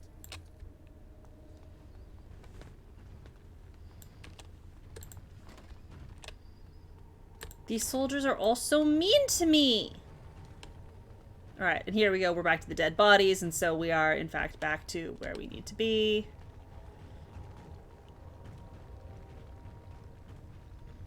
Yeah, and I'm gonna need to talk to Brother Genitivi again and be like, I don't think it would be a great plan to tell people where this place is. And he's gonna be like, no, but I think we should anyway. I'm like, alright. No skin off my nose, I guess. I'm never coming back here.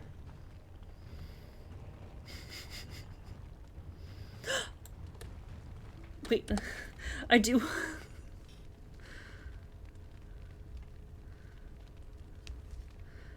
I want to try it. I want to try and catch the Whooper. I love Whooper. I'm going to set a button on my Stream Deck to just put that command out. Because I want to try and catch Pokemon. You were gone for quite some time. Well, did you find it? The urn? Yeah. What was it like? Coming to the urn, I mean. It's just a stone flask with a burnt woman inside. It may be that Oh no, you're out of balls! more to thousands of people. Perhaps my research will not seem so much like blasphemy to the Chantry now. It's true, you just don't have the balls for it. There is so much history here. It must be studied. And pilgrims should be allowed Unfortunately, to come to I think it's in the Discord. That's not wise. A lot of people are gonna exploit it. But the urn belongs to all the faithful. How can you deny this to them? No, we must share it. All right. I agree. We cannot withhold this from others. It is not our place. All right. Perhaps charge an entrance fee, no? I will spread this good news or die trying. Yeah. Then you will die. If something bad comes of it, it's your fault. I must return home. I have much to do. If you ever find yourself in Yeah. Devon, please visit me. I am not a rich man, but I have a small collection of interesting articles. I didn't catch it. And I do owe you a reward for So coming to my mad. rescue. It's fine. I hope to see you soon, my Are friend. you gonna reward me? I'm here for the rewards. No? You lied to me? You lied to me! Let's go to the camp. Let's unload all of these gifts.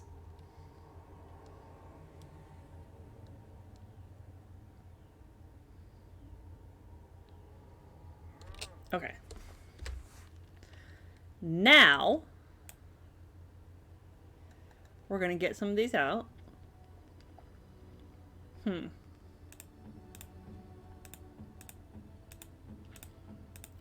Shale has a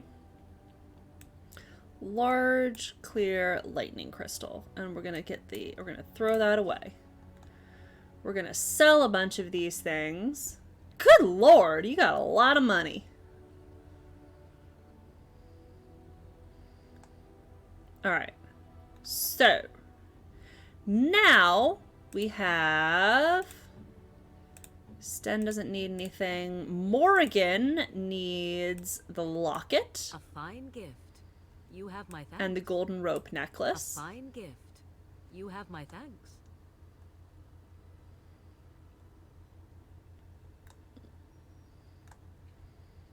Okay, and then I'm gonna get rid of novice. No, I'm not! I'm not going to. I'm going to deposit them with the mages, they need it. It's gonna be good for them. I'm gonna give them to people. Anyway, here we are. I'm in my inventory. We're gonna go to win. Are you watching? Are you looking right here? Look at it. We have this item. We have discovering dragon's blood, potions, tinctures, and spicy sauces. Are we seeing it? This is the item. I'm giving it to her. I am handing it straight to Win. Win, would you like this book about how to cook dragons? Oh, marvelous. She says it's marvelous. I think it was a hit.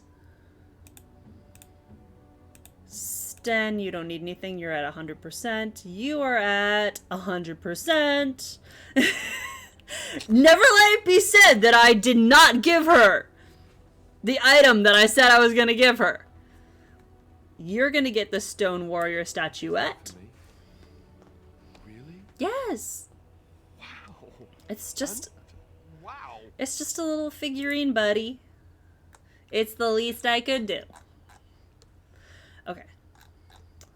There are so many items. Why do they all show as new? Alright. This is what I'm here for. Alright, we're gonna give you... The Circle of Magi Yes, stands ready yes, to okay. assist Grey Warden, as do the Templars of the Chantry. I don't care about the There Templars. are always areas to improve on, Grey Warden. The Do I not most give them to useful you? Do I for need to put my them straight in the purpose box? Are runes. Okay. Yes. Turn in runes for the circle. All unassigned novice runes. That's the goal. Turn in runes. We're going to turn in journeyman runes. Alright, we're going to see if I have anything for the Dalish. Give all elf fruits. Okay, we're going to leave. You will have the best equipped army Ferelden has ever seen. Thank you. That's the goal. Alright, do I have anything that I need to talk to people about? Wait your command. I'd like to ask you something. So, full of questions, are you? So Flemeth is dead. What now? Now I have enough time to study Mother's grimoire to find a way to prevent her I can from select a seeing buddy? Lucy in the Oh future. my god. For she will be back. One day, I have no doubt of that. And if I cannot protect myself, one day I will track her down again in whatever body she inhabits, and she will die again and again if need be. But there is no need to think of such things now. I have you to thank for saving me, so let us return to the task of dealing with the Darkspawn, no? Oh.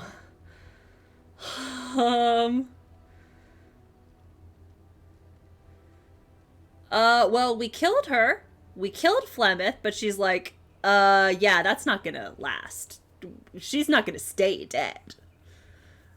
So, whenever she's back, if I can't protect myself from her, I'll kill her again.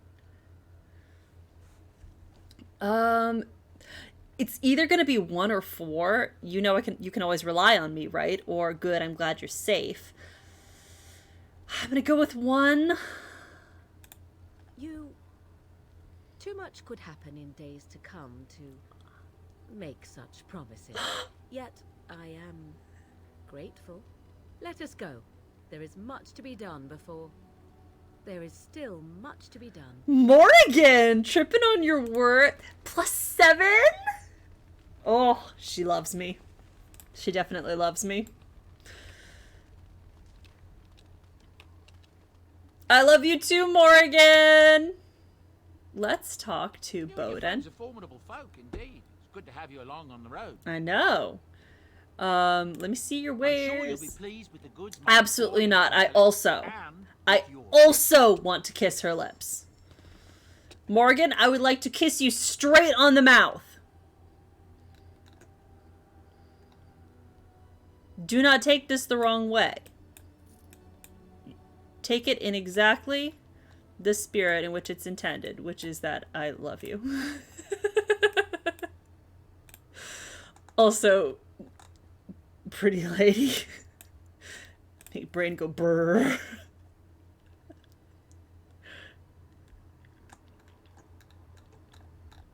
I'm a simple woman. I see a lady with the most massive dick energy in the world, and I must simp! Get rid of those. I'm gonna get rid of that. I'm...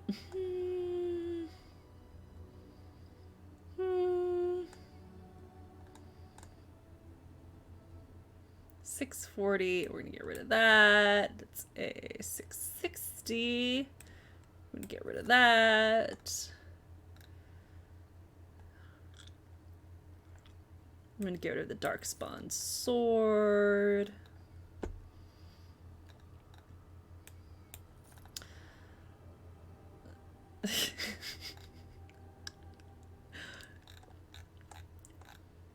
She might try to stab you or turn you into a frog.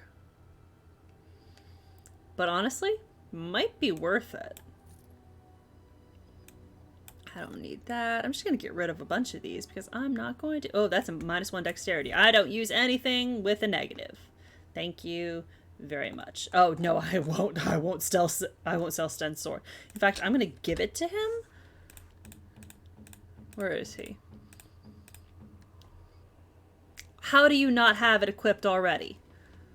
Asala. There we go. Now I can sell the great sword. Can I give you a helmet? Can I get... I thought I had a big helmet. Oh, there it is. That's useless.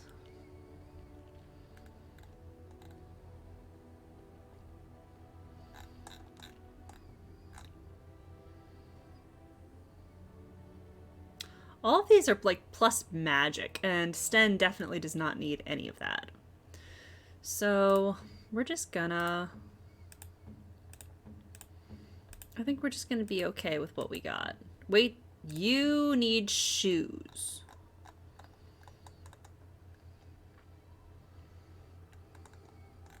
Well, I'll give you that, sure. Why not?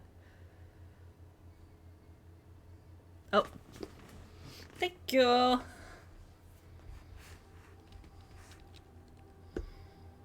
That's tier 1. I'm going to sell those to Bodan. Sure I can't interest you in this hat? A pair of earrings, perhaps? A cheese knife? No. I'm sure you'll be pleased with the goods my boy and I have collected, and with your discount. I'm going to sell those so that you will hold on to them for me. I'm going to sell that so you can hold on to all of these things for me.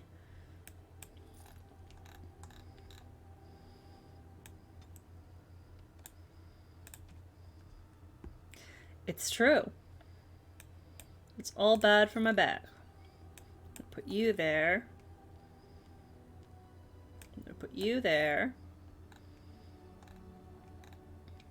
We're going to put you there.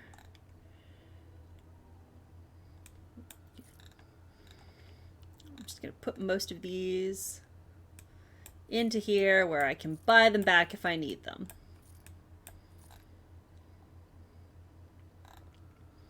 Okay, perfect. Cool. All right, so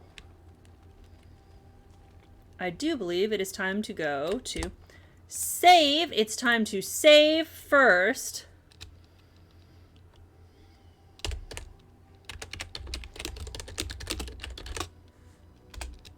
I do believe you get them for the same price. Either way, if it's more, I'll just cheat myself money. I don't anticipate it being an issue. Okay, so who am I bringing?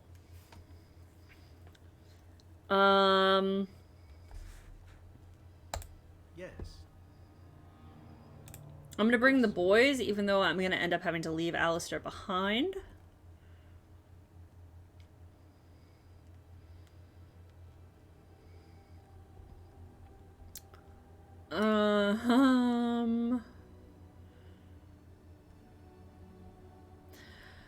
Oh, we'll bring Shale.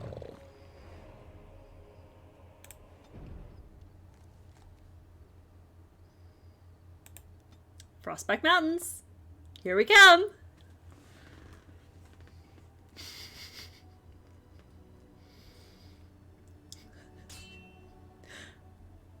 Oh, whoops. Oh, huh. Weird how I didn't know I had this uncle. Oh, okay. Hello? Excellent! Watch out, trap there. Down with you! Watch out, trap there. Watch out, trap. Oh, this is the one that's the... Okay, alright. Alright, okay, alright. Your desire. Zephyr. Alright, we're going to...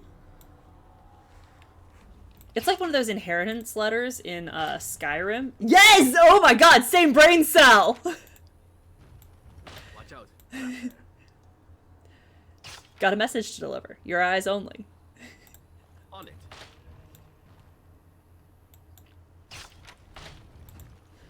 Alistair? Watch out, trap. Alistair, do not. Alistair, do not. Alistair, do not.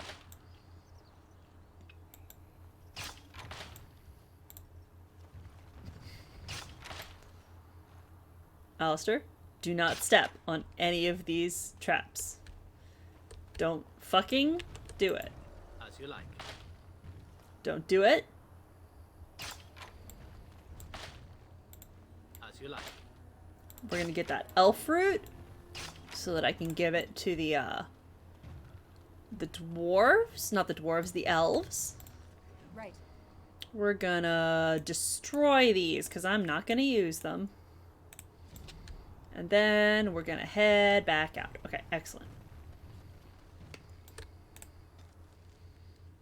Alright, back up to Orzammar. Wonderful.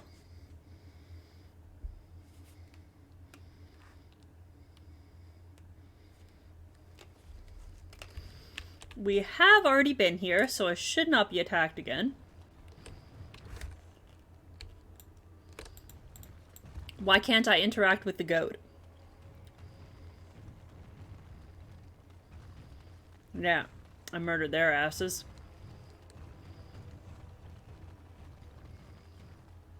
Let's level up Alistair while I'm here. More constitution, more strength. We're going to give you shield wall. Yeah, it's gonna be good for you. Gossip? Don't mind if I do. Thank the Maker, my brother and his family made it out of Lothering.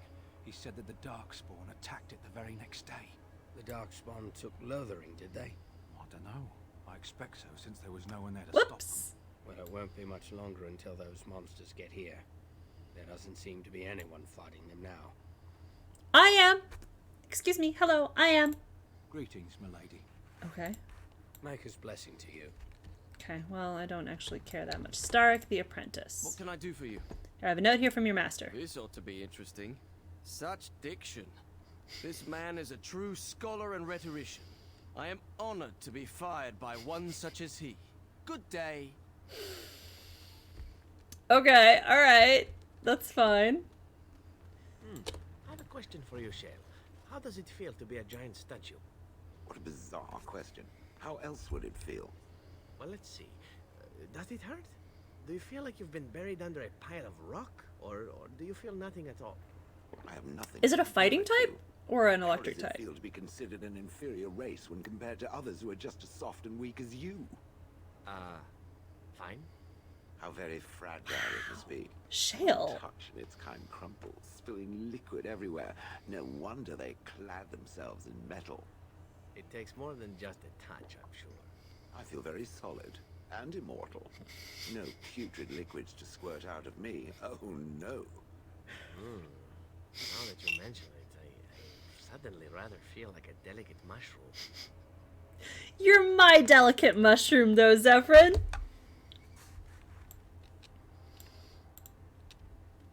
Oh, you wish to talk to me?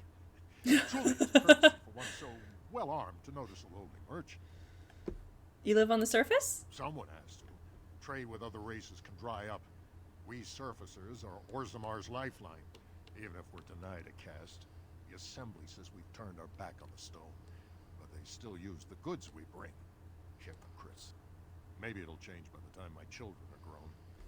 How often do you restock in Orzammar? Twice a year. I'm confined to a trade stall in the Commons, but I see enough. It's very closed in. My grandfather says I've lost my stone sense. I was born topside. I don't remember having it. Alright, I should go. Best of luck to you.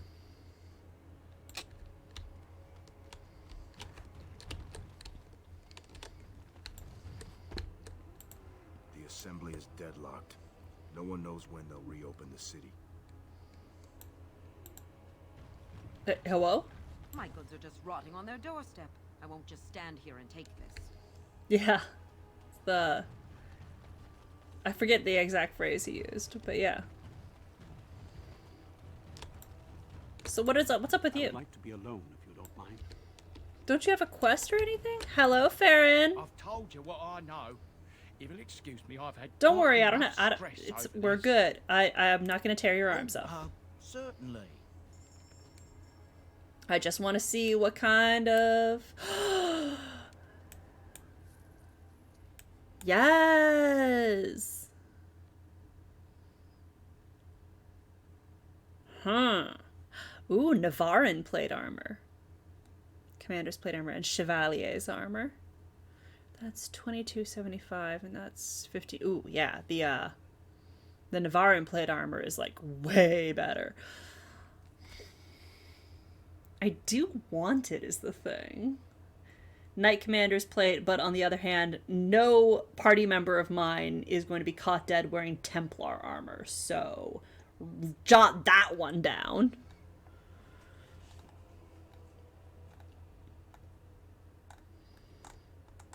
Yeah, we're not, no Templar goods for me, thank you very much. In the meantime, why don't I give Shale the present. Remarkable topaz. Ooh, shiny. There we go. We're getting somewhere. Slowly but surely. This ought to be good. Oh, there's a quest marker.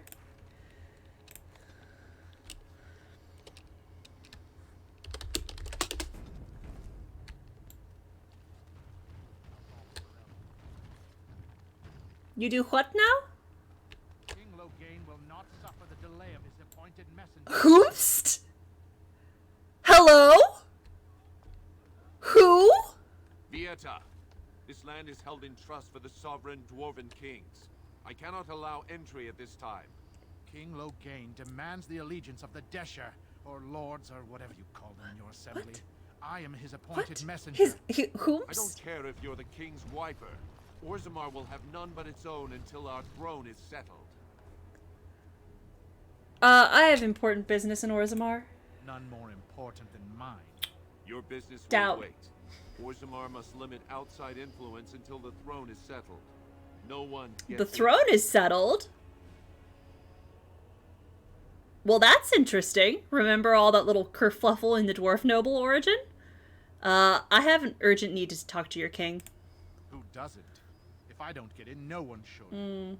I am more important than you. Endrin Idukan returned to the stone not 3 weeks ago, sick over the loss of his sons. Oh no. The assembly has gone through a dozen votes without Endrin agreeing on a Idukan successor. died. If it is not settled soon, we risk a civil war.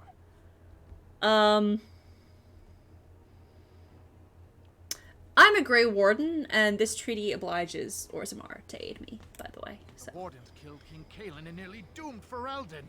They're sworn enemies of King Loghain. Okay, well, who died and made him king? Only the assembly is Yeah. authorized to address it. Grey Warden, you may pass. Balin is the only one. And a foreigner? In the name of King Loghain. Oh, what now? That you execute this stain on A the honor of Ferelden. Oh, a foreigner to Orzammar. I mean, I'm not. Okay. I'm not a foreigner. I am a foreigner to Orzammar, I suppose. But so are you, so I don't know exactly what you're talking about. Run to your false king. The dwarves will not hear him today. You'll hear of this. King Loghain will see you quartered. Oh yeah, all of the origins happened. You are free to regardless of whether or not you played them. The only thing that changes is whether or not they survived. I played the mage origin, and so the mage survived. King Endrin a Dukin. Denial of the traditions of our people does not qualify as a political technicality. Endrin of House Aeducan traces his ancestry back to the Paragon Aeducan, the greatest warrior of Orzammar's history, who beat back the Darkspawn hordes in the First Blight. So a very old family. The second son of King Ansgar Aeducan, he became the heir after his elder brother died in approving. The most respected king in 4 generations, he restored contact with Kal Shirok, the only other remaining city in the once vast Dwarven Empire, which had been lost during the First Blight. Trust follow, Warden.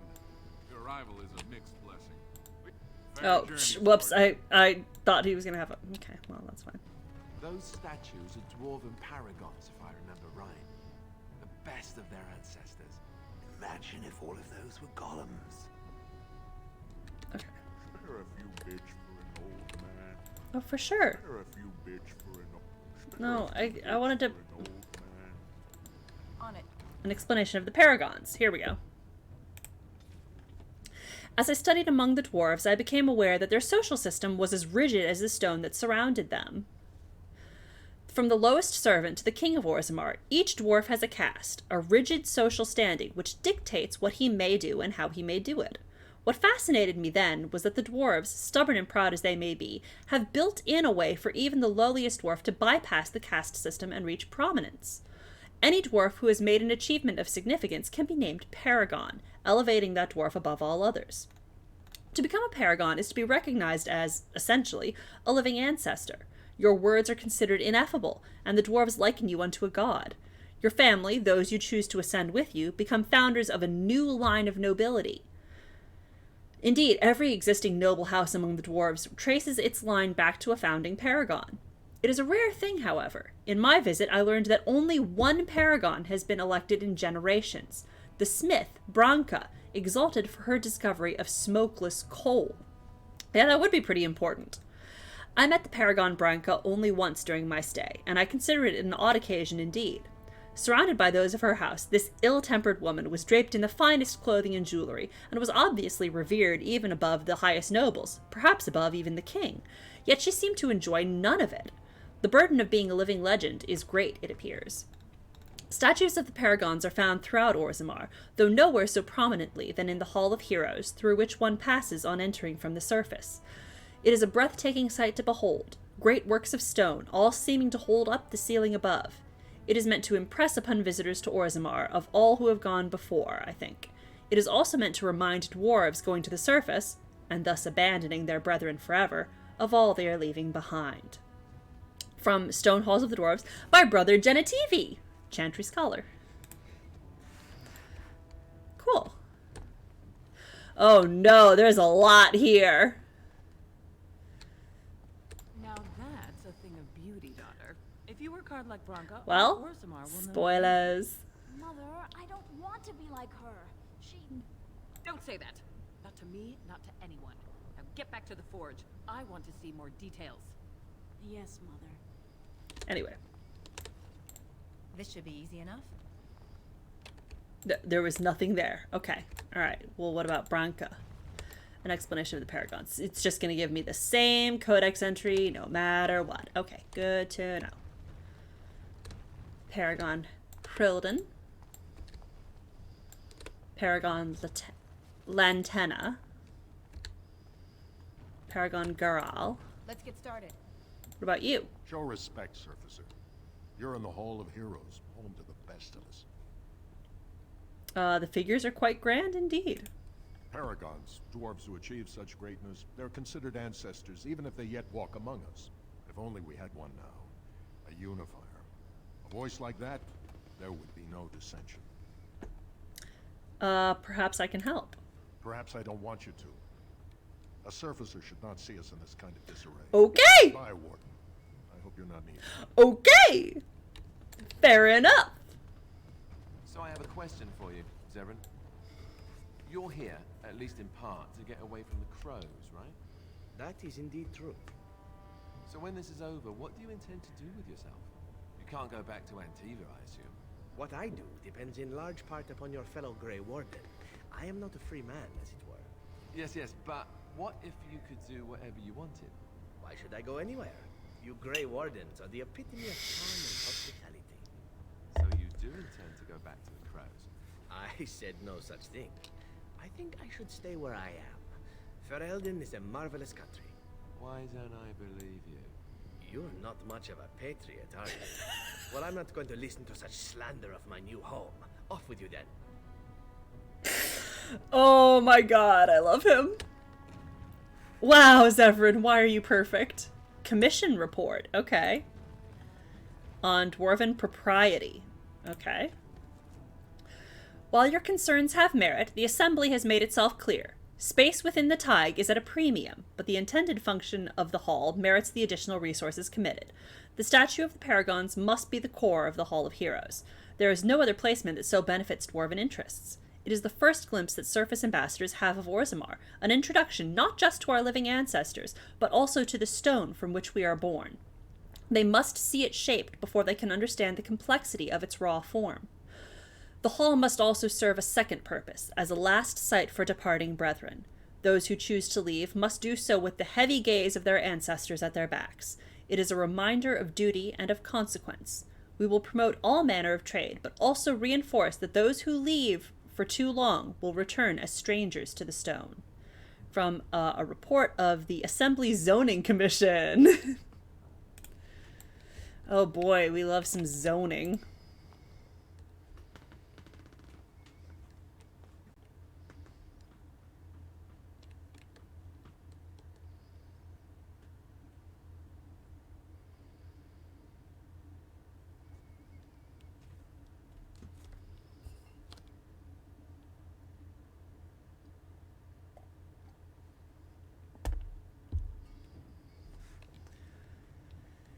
Cutscene.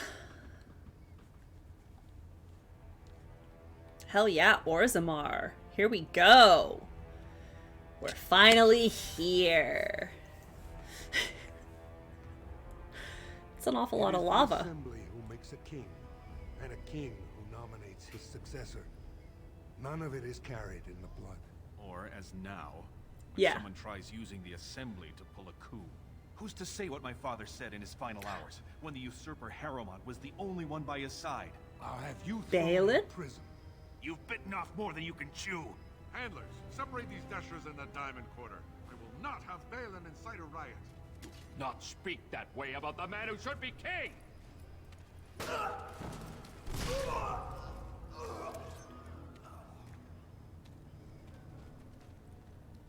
Well, that was a lot. Interesting first impression. Orzammar comments. Codex updated. Lord Pyrrell Harrowmont.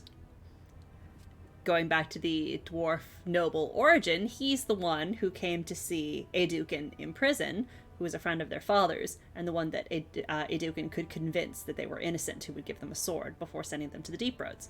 So, that's this guy.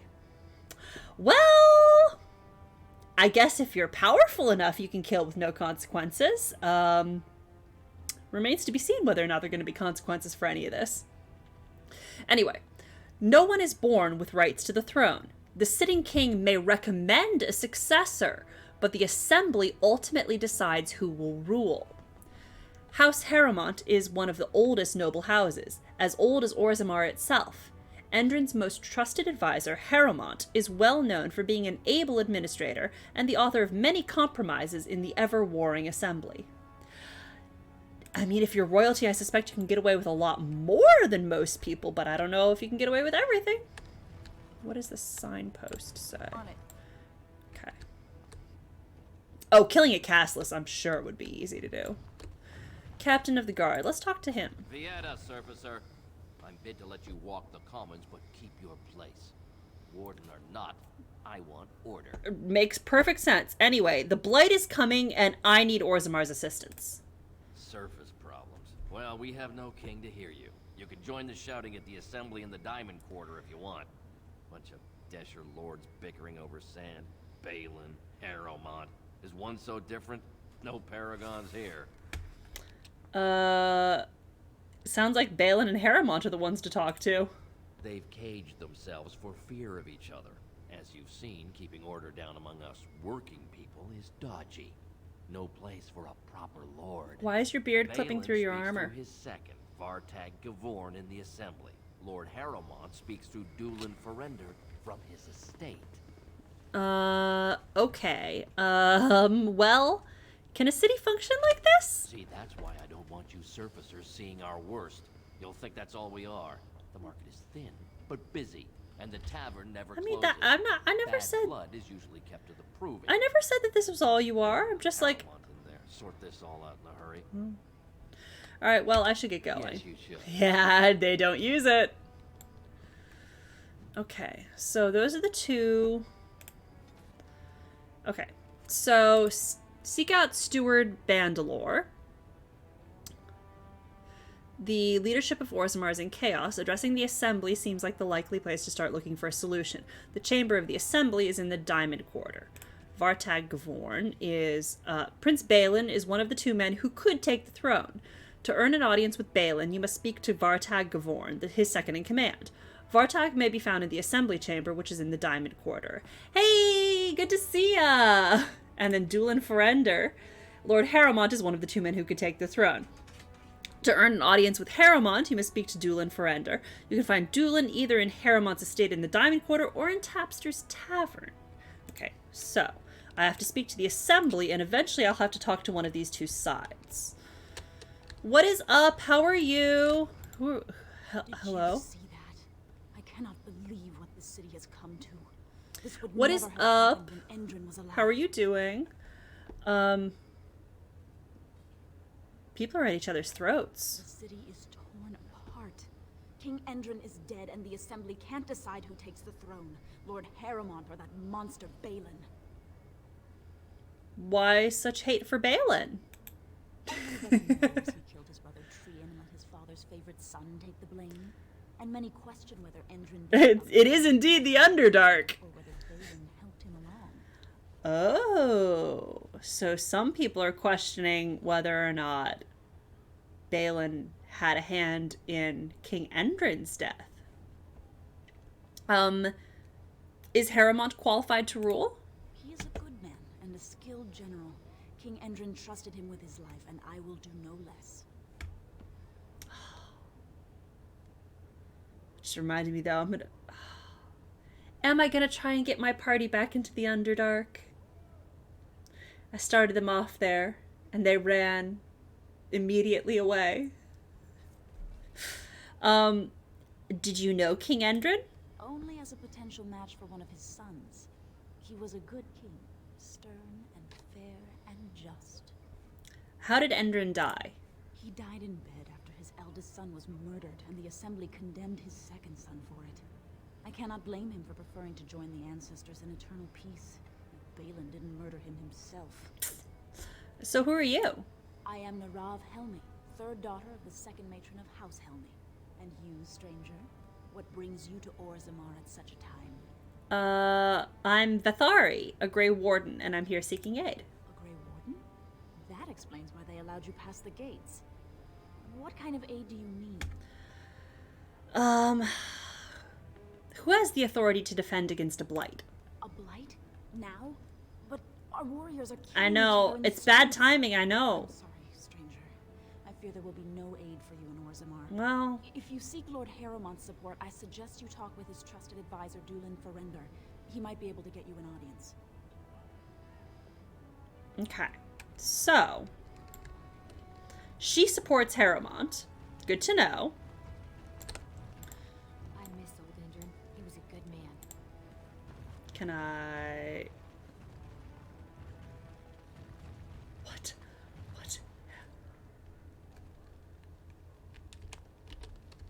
Why? I know. There's a lot What of... happens if the Assembly never picks a king? Well... I knew I should have stuck to common nugs. I've gone and lost them too. I'll never find them the way they skitter. No way I'm going back to that supplier in Dust Town. Guess I'm shutting it down. If I see any nugs, I'll send them your way. Good on you, stranger. Only need one to turn this around. Okay, well, I'm pretty sure I heard a nug somewhere around here. So, oh, there was a nug. I'm gonna come back this way. There's a nug! Oh, look at him. Their hands are just the worst. They're like people hands. Look at them. Nugs are so ugly. Yes, Dusttown is where the castless live. I'm going to bring him a nug. Hello, good sir. I brought you a nug. I'm out of the nug game. Got nothing to sell. I got a nug for you. Here. Saraka, I'm back in the game, such as it is. I don't have much besides gratitude. Selroka is not an explanation. Is not an exclamation. It is in fact a term of address. They need to tell people these things before they voice the lines. Ron Swanson voice. I know more than you. Floor carving. The city of Orzammar is under attack! I mean, wait, no. The dwarves are lauded for their craftsmanship, and the city of Orzammar is one of their finest works. Orzammar lies at the heart of the Frostback Mountains, deep underground. The city arcs outward from the royal palace, which is built around a natural lava vent, continually fountaining liquid rock which both lights and heats the entire cavern. The topmost tier of Orzammar is home to the noble caste, with their palaces fanning out in both directions from the court of the king, as well as the Shapered, which serves as a repository for all dwarven knowledge. The lower tier is the commons, where the merchant caste holds sway and where the finest works of Orzammar's craftsmen are for sale. In the center of the river of lava, connected to the commons by a causeway, are the Proving Grounds, a sacred arena where the dwarves, by ancient tradition, settle their disputes. On one side of the fiery river are the ruins of old dwarven palaces, fallen into disrepair, which the locals call Dust Town, now home to the city's casteless. On the other side of the river are the Deep Roads, which once joined the sprawling dwarven empire together, but now, after centuries of darkspawn incursions, are largely sealed off. Nearly all knowledge of this network of underground passages has been lost, even to its builders. From In Pursuit of Knowledge, The Travels of a Chantry Scholar by Brother Genitivi. Man, that guy gets everywhere. Wow. See that fight? So In the old days, those men this would have been is told to join the Legion of the Dead.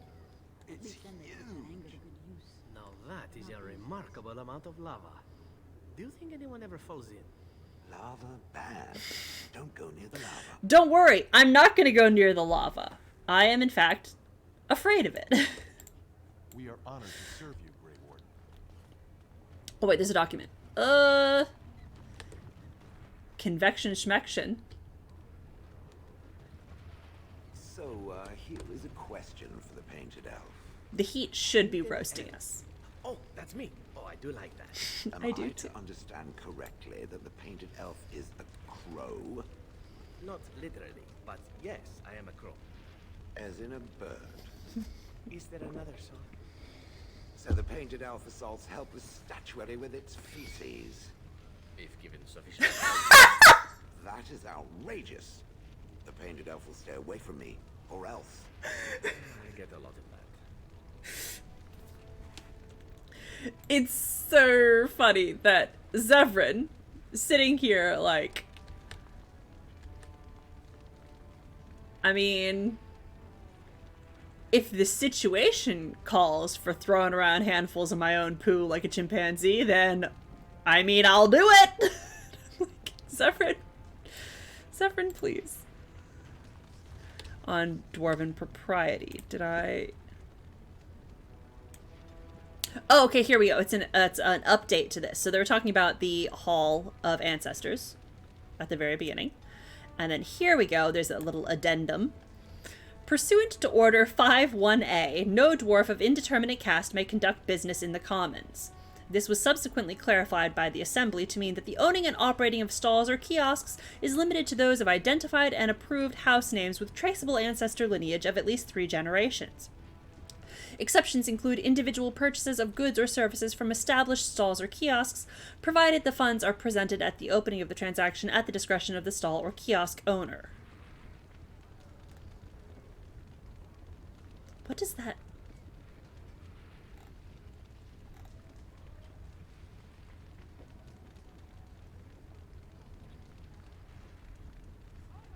Huh, I'm not sure exactly what they're meaning to say there. Anyway, I'm sure you understand the need to maintain strict quality control over all goods and services that flow through Orzammar, especially when we are making a concerted effort to encourage outside investment. The standards of Dusttown and that of the Common brand are simply not sufficient. Your trade permit is hereby denied. From a judgment of the Assembly Trade Council regarding Mydal's reclaimed wares. Okay, exceptions include individual purchases of goods or services from established stalls or kiosks.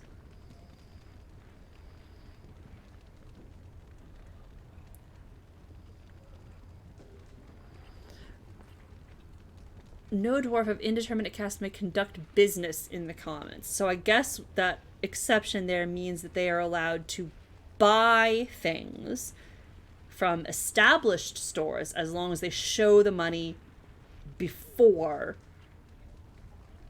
the transaction.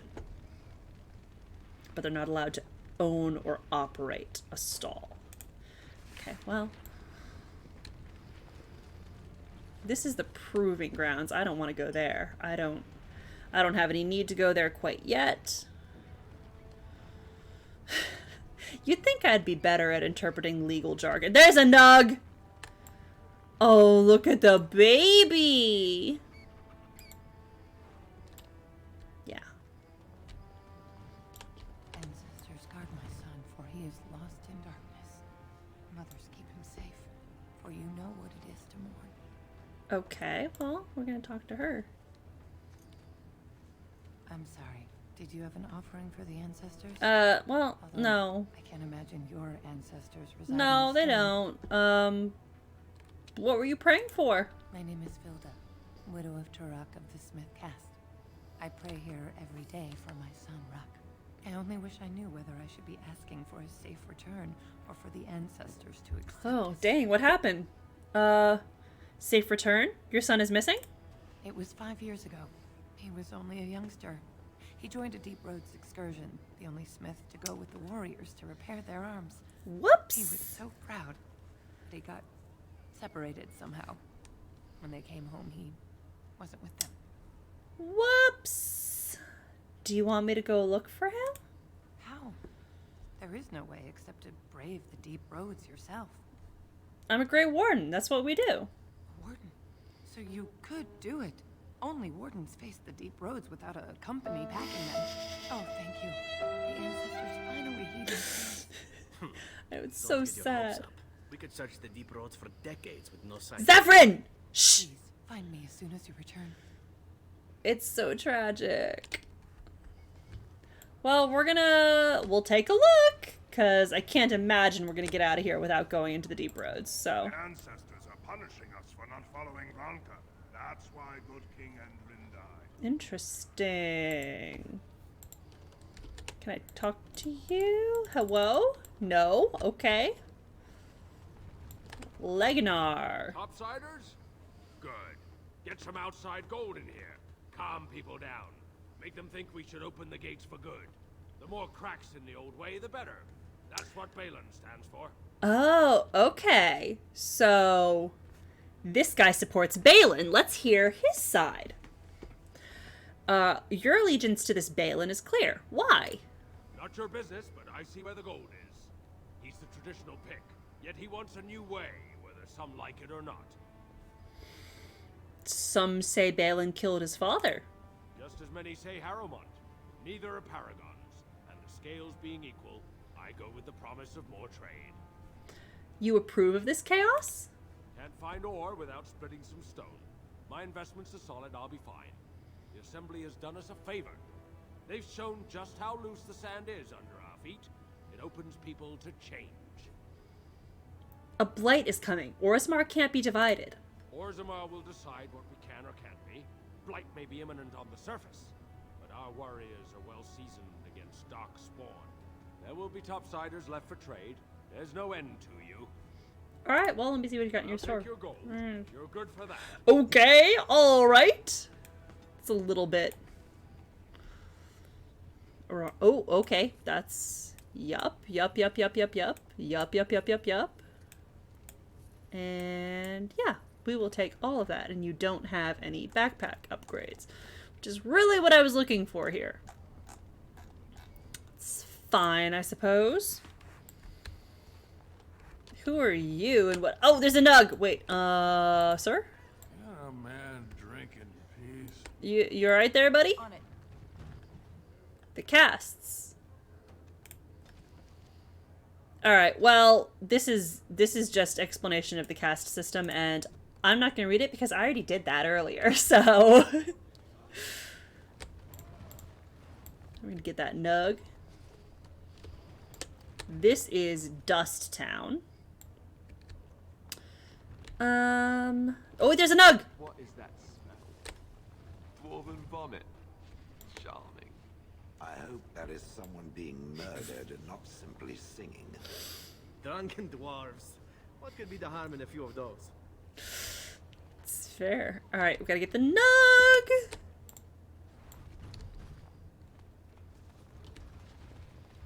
Well, here is a tavern. Can I go into it? I can! Let's go see what the drunk people are saying. I tried Dwarven Ale once. I thought it was just something they tricked surfacers into drinking, as a joke. Do you know that Dwarven Ale isn't truly ale at all? It's probably made out of, like, fungus or something. Marvelous. A brawl would be a pleasant diversion right about now. Fucking bet it would. Oh, there's a lot of people. Alright, Cora. Atrust Valis, stranger. You must be the Grey Warden we heard about. Welcome to Tapsters. I'm Cora, your hostess. How may I serve you? I'd like to hear a bit about the city. So you come to Tapsters? I guess you're not asking for anything official, or you'd be at the Shaperate. But I can certainly give you a mole's eye view.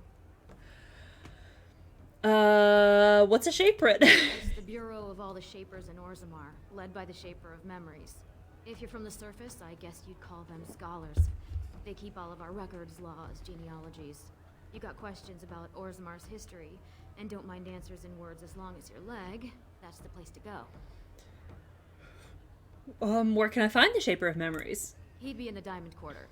Pardon, the Nobles District. Upstairs from here, however you call it. Is there any place I should see while I'm here? The nobles stay upstairs, except when they're slumming. You'll find the assembly there, the palace, the Shaperate, and plenty of estates. Down from here is just Dust Town or the mines, so my recommendation is avoid. It's not part of the city, just some old tunnels where the castlists build their nest. No one goes there if they can help it. But if you want fun, your best bet is the Proving. Well, I don't know about that. What's the Proving? It's a chance for all the best fighters in Orzammar to test their skills. There's a tournament today. Arenas between here and the Diamond Quarter. That's all, thanks. Grey Warden is always welcome in town. I don't need a drink, thank you very much. I'm good.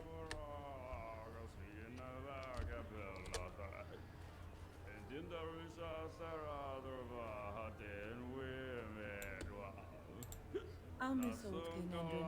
He was a good man. Grey Warden or no, keep your nose up. Afternoon, stranger. You looking for a stool to show? Right. Don't mind if I I do. recommend the Lycan Ale. They brew it downstairs. Oh, what? Name's Okay. Naveen. I fight with Prince Balin's expeditionary field unit. Yourself? I'm a Grey Warden. Figured as much. Good folks, wardens. I was in the deep roads when that one came by. What was his name? Dunca, something like that. You knew Duncan? I met him, sure. Good man. Solid. He knows what we go through in the deep roads. Not many do. Not even the ones who live this close. You have to be on the front lines. Anyway, you work for Balin? I go where I'm sent, fight when I'm there, and leave politics where it belongs. Who's your unit fighting? Darkspawn. Not much use in turning our weapons elsewhere while those vermin still live. That's fair enough. I've never been to the deep roads. Every Grey Warden ends up there. That's where they send you when you're ready to leave this world. Go die in the dark, putting away as many vermin as you can. I did hear that. So lots of people interested all of a sudden. We go back tomorrow, and we're not the only ones. Who's sending you out? Balin ordered us in at first bell. He's splitting us into 4 teams to search for some of the lost tigers. Looking for signs of Bronca, I guess. Seems to be who everyone's after. Who else is in the deep roads? Lord Harrowmont's got his own men there, all looking for signs of Bronca. Guess the city's getting to miss having a paragon. Everyone wants someone to put in charge. Who's Bronca? Bronca was a paragon, some kind of great smith or whatnot. But she went batty and let her whole house into the deep roads more than 2 years ago. No chance she could survive. Well, it's less trouble in the deep roads.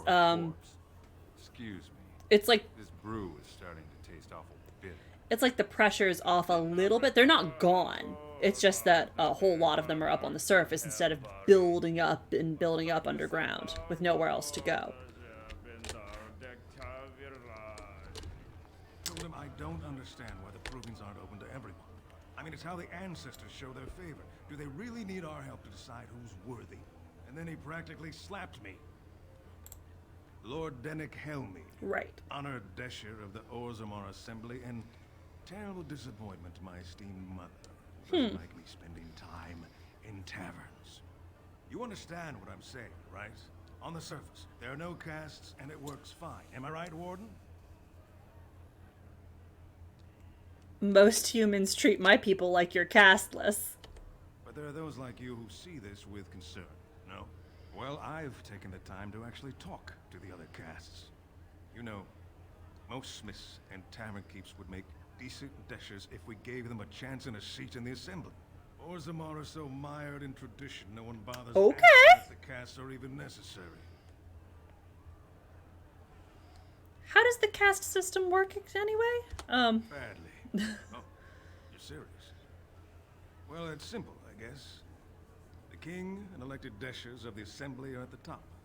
Then it's the nobles. Then the warriors and all the craftsmen. At the bottom are servants. The casteless and criminals are below even that. Your caste is determined by that of your same-sex parent. And that's where you stay your whole life, whatever your skill. So you get to vote on the next king? Me and 79 other fine, upstanding examples of how someone who's born into every privilege inevitably wants more. They're not fond of my views on equality. Oh, I like this guy. Who are you voting for? I doubt either candidate has been outside the Diamond Quarter in his life. But Lord Harrowmont seems a bit more forgiving. Prince Balin's brilliant, I'll give him that, and subtle as sin. But I don't think anything in Orzammar matters more to him than winning. Alright, well, I should get going. Interesting. Good to know. What do you have to say? Do you have anything? Ma'am, do you have anything for me? Good day to you. Nope. What about you? Do you have anything? Sir? Right of your best soup and bring it well hot. Okay, well, I'm not a waiter, so I shan't be doing that. Did I just stepped on his table. Okay. I hope they have a nug on the fire. I'm starving. Okay. What about you? This, my friend, is a pint. It comes in pints? I'm getting one. They're everywhere. I can't take it. Okay, alright. You'll change like the rest. Monsters hidden in all my friends. What are you talking about? They follow you. Once you are in the story, they possess your friends and follow. See? I found copies. All from the same pen, and older than the ones in song. Dormant my ass. Take them. I want out. I won't disappear chasing a lie. I won't. Unbound. Wait, I think we already had this one here. Okay. Yeah, he sounds totally okay. Who's to say? All right, so we've already read this bit at the beginning, and then there's extra now. 3 weathered parchments with 3 versions of the same incomplete story. And the excerpt here is, and when his kingdom fell, so disappeared the stolen riches of an age. The beast, the unbound, dormant until one of true spirit claims his throne. So must hunt the hero of his people, the principled who would search for ancient evil. This is how they can make a real difference. Scribbled in the corner in a shaky hand, there's this note. 3 pages, 3 ages. Same story, updated. Same as the tavern song, but older. Signature torn on purpose, but comparing it. Vil Madon. All from him. How? Well, I only have one version of the story, so I don't know. Interesting. I don't know what it is. Okay, well, I was hoping that there was going to be... Darkspawn attacks have been really light this year. Yeah, because they're all on the surface. I'm coming. Hold on. Okay, well, there's nothing else for me here. Good to know.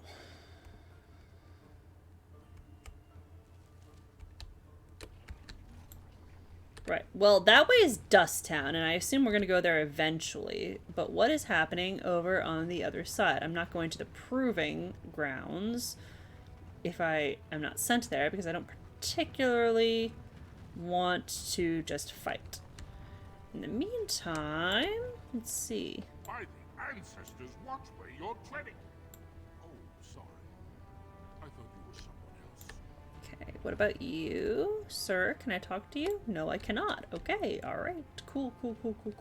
Yes, I see that. Excuse me, do you have a moment? Give me a moment, honey. Gotta talk to this guy. Greetings, and welcome to Garen Garrison's luxury goods shop. Wow, there are a lot of you. And I've never seen one of those before. The things they cover. One of what? What was I saying? Have a look at my shop, I hope. Right. Yeah, I have some lovely things here. Lyrium. Enhanced, of course. You doing okay there, buddy? Well, we're gonna take that for sure. Hey, pal, how you doing? We're gonna get the golden mirror, we're gonna get the gold amulet, we're gonna get the gemmed bracelet. What is this? Ooh, that's a good ring. Okay, cool. We have got a bunch of gifts now. Lyrium, yeah. Have you seen my lunch? It's a piece of okay, fried well. bread with a spread of old cheese and shredded dried meat. Okay, well. I'm only asking because you never know who's going to get hungry. Are you all right? Oh, I was hoping you wouldn't notice. Most people don't anymore. Or maybe they're too polite to mention it. I had a little incident a few years back. Too much time with the raw lyrium ore, you know. Maybe it was a bad thing. I cut myself and the dust got straight in the blood. Since then, it's been a little hard for me to concentrate. Except when forging. Okay. Then I'm straight as an arrow. Best work you've ever seen. Look around the shop. See for yourself. Aren't dwarves immune to lyrium's effects? Of course we are. Weak surfacers like you touch the raw ore, and you'll bleed from your eyeballs and ours. Weird seeing how big you are. Even surface dwarves lose it. Us down here, though, we should be able to handle it just fine. Only not too much, and not every day, and not breathing the dust, and not direct in the blood. Ancestors' own bad luck. So, yeah, see, there's definitely a connection. I just know that there's a connection here. We just don't know what. Dwarves are, I was going to say immune to lyrium, but at least they're very, very resistant to lyrium. But not dwarves who've been on the, not surface dwarves who've been on the surface for too long. Like their immunity starts to fade. But the dwarves down here, but lyrium is what is used to give Templars their magic nullifying abilities. And it's, though that, sidebar, that is actually debatable. We don't know exactly what it is about lyrium and Templars. We know that they're told that it gives them their powers, and it certainly enhances them, but we don't know for sure what the connection is. For mages, lyrium can be refined into potions in order to restore their magical energy. They can't use lyrium raw, but it can be created in a way that bolsters their connection to the Fade. So lyrium enhances a mage's connection to the Fade. But dwarves are immune to lyrium, they don't have a connection to the Fade, and they don't dream. The question is, so definitely the fact that they can't do magic and they are resistant to lyrium, those are definitely related. But the question is, why? Why can't they do magic? Why do they have no connection to the Fade? Well, that is definitely a theory. Dwarves don't dream. Yeah. It's wild. I think Varric brings it up at some point in Dragon Age 2, where dreaming is like, it's a thing they don't do. Like Tranquil. Tranquil also have no connection to the Fade. They don't have emotions, but they also don't dream. They have no magic, they don't dream, but they've also been cut off from their emotions. So something about that forcible severing of the connection to the Fade also removes that. And it allows Tranquil, I don't know if it gives them immunity to lyrium, but they are also the ones who do all of the like enchanting work for the circle. So I don't know whether or not they are more resistant to it, or whether the Chantry is just like, you know what, we're gonna take the risk and have you work with it anyway. So we don't know exactly why dwarves are like this. Later on, especially after the Descent and after Trespasser, I have thoughts. I have connected a few more dots. I have some theories. No final conclusions, but a couple more edge pieces of this puzzle. No final solution yet. Yeah, I know. So working with lyrium made you crazy? Not crazy, just a little forgetful. Don't worry, I'm fine when I work. Just look at my wares. I have the best blades here. Okay. Enchanted to hold fire, ice, anything you want to put in it. Let me see your wares. I've already... Best in the trade, you know. I worked the ore myself. Yeah, okay. I've already looked at your store, so I'm gonna leave. I just wanted to... Alright, so... My girl. Not from around here. My girl. Yeah, you could say that. Oh, wonderful. I've been trying forever to find someone who really knows the surface world. I don't suppose you've heard of something called the Circle?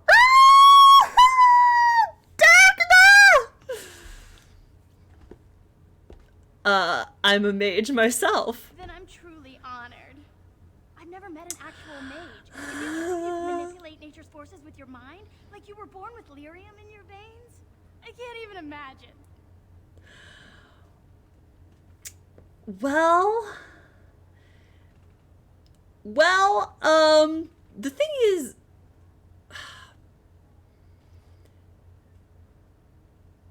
that's a good question.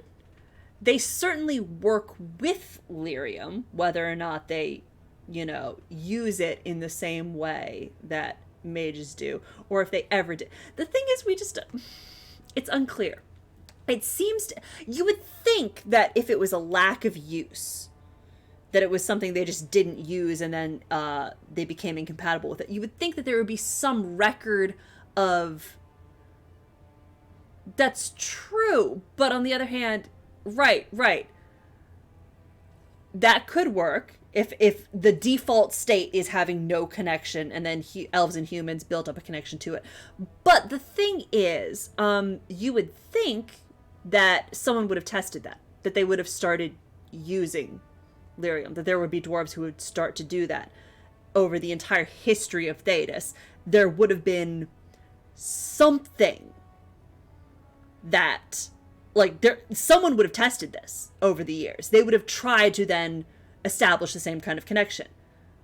But there's no indication of that ever happening. Like, this universe has records, or at least has stories of mages going all the way back to the ancient Elven Empire, back to Arlathan, which is, like, certainly thousands of years ago. No indication of success. I don't know if there's any, like, written in canon indication that they do try, but given the scope of the world and the fact that dwarves are the ones working with lyrium, they're the ones who mine it, they're the ones who refine it, they're the ones who bring it to the surface. They are, in fact, the source of lyrium. It just doesn't seem reasonable that no one would have tried. You can inhale lyrium once. It will kill you.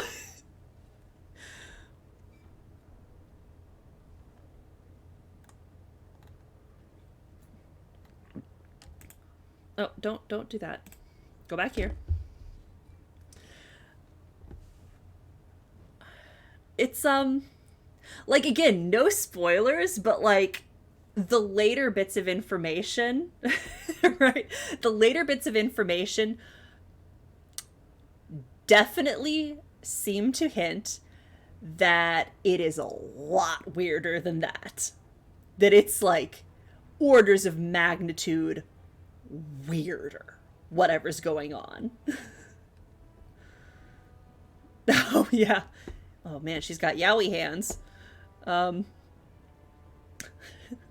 Why is a dwarf interested in the circle? I've been trying to reach someone there for years. I've sent missives with every caravan, but I never get a reply. I want to know if they would accept me for study. I don't want to call her crazy, but dwarves can't do magic. I don't want to do magic. No dwarf can cast spells, but I don't see why I shouldn't study it. It would be a valuable exchange. Orzammar would learn of one of the great natural forces of the surface. And the circle gains direct access to our knowledge of lyrium smithing. Alright. I can bring the circle your request. That would be wonderful. My name is Dagna, daughter of Janar. Dagna, I would die for you. Tell them I've already begun reading the Tevinter Imperiums for Tikum Kadab, and it's just fascinating. Did you know the Imperial Magister Lords once had genealogies of every human family known to produce a mage child? Oh, I'll go pack my bags right now. I'll be waiting by my father's shop. She's so cute. I want to die. I love her so much. Dagna is, no joke, one of my favorite people in the entire game. There's a runestone over here, and I am going to pick it up. At least there are no pigeons here. It seems darker this way. Perhaps this is how one leaves the Yes. City. Okay, hold up. The deep roads are home to the Darkspawn now. Okay. Oddly, they're supposed to be safer to travel. Yes, because all the Darkspawn are on the surface. Hold up. I have a nug I need to capture. Okay, and then I have to get this runestone. Right. The Shaper's Life. Orzammar has carved a legacy from the stone, but history is more than the comings and goings that fill the streets. These caverns are old cuts and well-traveled. The true will of the stone is revealed far from the halls of politics and commerce. The Shaper must step away from the familiar and seek out revelations from the frontier or buried secrets from paths abandoned. The Shaper must first walk away if he is to return. First steps from the Shaper's Life. Okay, cool. I can't do jack shit down this way. I love pigeons. No joke, I love pigeons. You're the best wrangler I've ever seen. But there's more out there. Let's go to the Diamond Quarter first.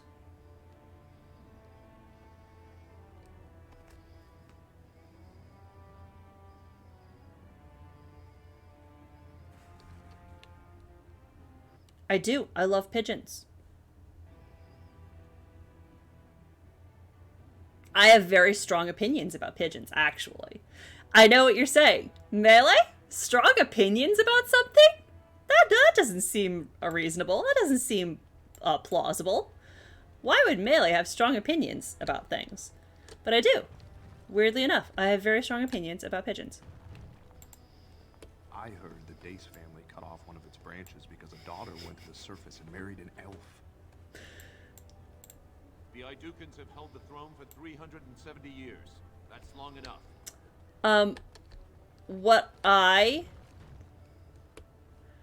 Hold please. What I care about pigeons, what I think about pigeons, what I feel about pigeons, is that they are what we made them. I did not play the pigeon dating game. Hot to full boyfriend. It is on my list. No. Well, I haven't played Hot to full pigeon yet. Who's to say? No. But pigeons are what we made them. The thing that not a lot of people get about pigeons is that they are, in fact, domesticated. They're essentially doves. They're like the same thing as doves, but they are domesticated. All of the pigeons out there are descendants of creatures that were taken in and specially bred and socialized by humans. Any pigeon you see in the city, down to modern pigeons that have never actually been owned by anyone, they're all domesticated. These are not wild creatures anymore. They are essentially human modified animals that have been abandoned out into the wild to fend for themselves. They have been taken from their natural state, changed into something else, and then let back out to live or die as best they can. Almost all pigeons are in a constant state of malnutrition because they have been bred into a form where the food that they need to eat is not readily available. Basically, humans fucked over pigeons is what I'm saying.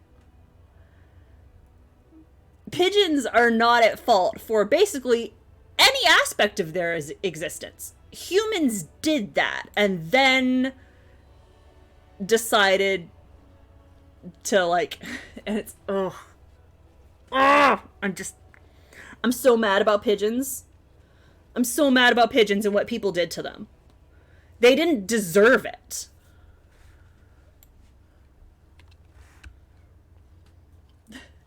They did, is the thing. Humans fucked over pigeons.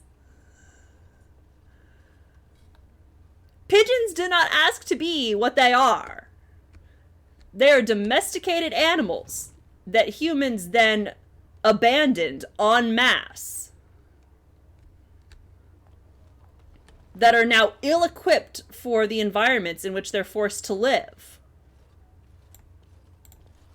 Higher class midget lives here, I'll wager. Orzammar is So the ailing closer for you want live of to a the king. surface, the higher class you are. Unless you're actually on the surface. Right. We really did do it to him! Anyway, nothing about pigeons is pigeons' fault. Raise your voice in support of Lord Harrowmont, the one true king of Orzammar and our future savior. Basically, what I said prior is that I love the flying rat buddies, and pigeons are domesticated doves that humans created and then abandoned, and it's not their fault. And honestly, Are you the Grey Warden they're talking about? a pigeon's life is nothing but struggle. because they are now ill-equipped for the world in which that we have forced them to live. And that is what I mean when I say that humans fucked over pigeons.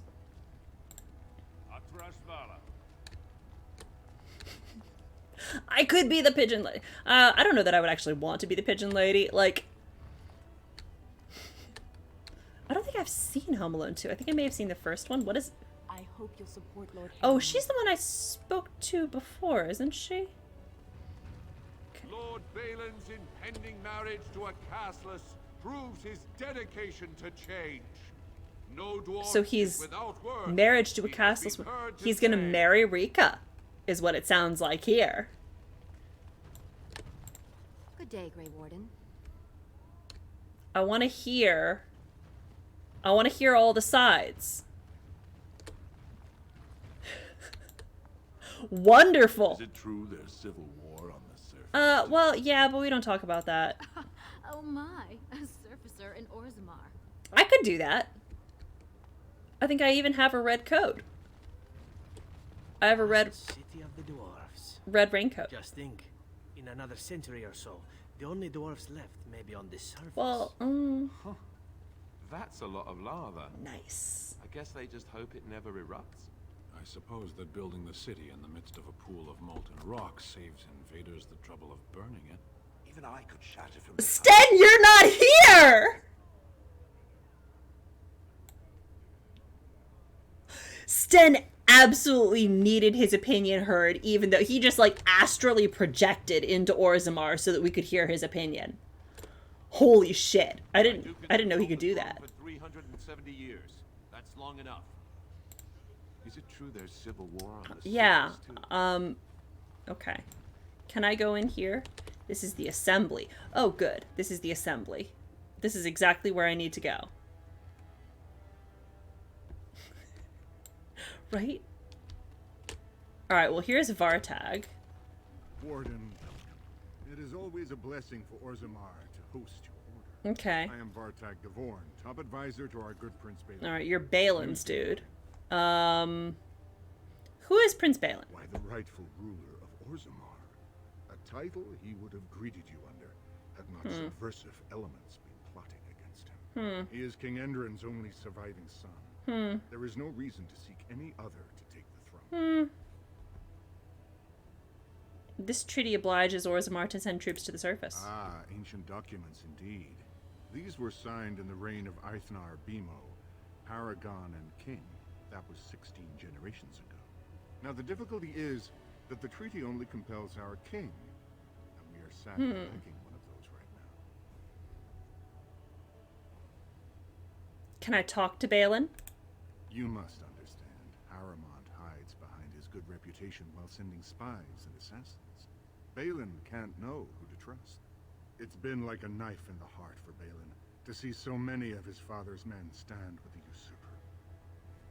I thought King Endrin himself supported Haramont. That hurts worst of all.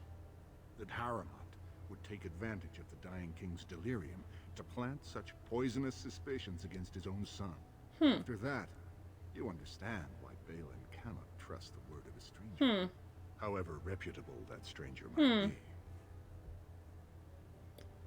What must I do to prove my good intentions? I'm gonna try Haramont and... is engaged in a campaign of bribery and coercion to ensure that... I don't want to every go house too far down this road, but If a neutral party, a stranger, were to approach certain key members, perhaps with irrefutable evidence of Haramont's deception, that... I'm certain my lord... That doesn't sound on the level.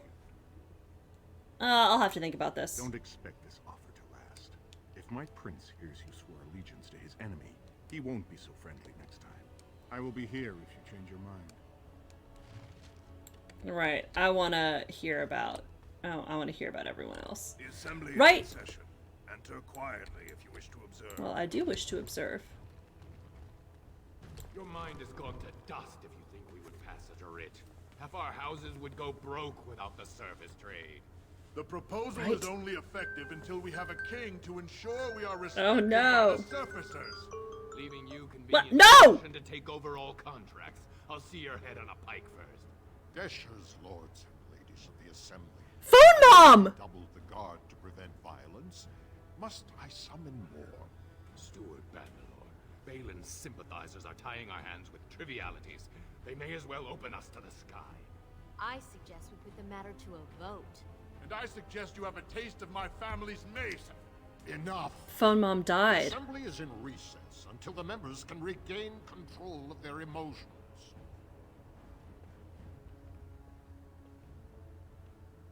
I missed the politics. I know, there's evidence that I killed phone mom. Forsaken fools. What were the politics? I got distracted. This is the assembly of the clans. Only dashers and occasional guests of state are allowed in. Whoops.